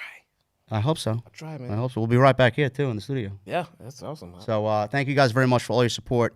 And I will be back home on Tuesday. Don't know if I'm going live, but Jesse and I will be live on Wednesday for Dynamite. And until then, guys, enjoy it. Please hit that thumbs up, subscribe, and we will see you all on Wednesday live for AEW and the Go Home Show for All Out. I'll see you guys later.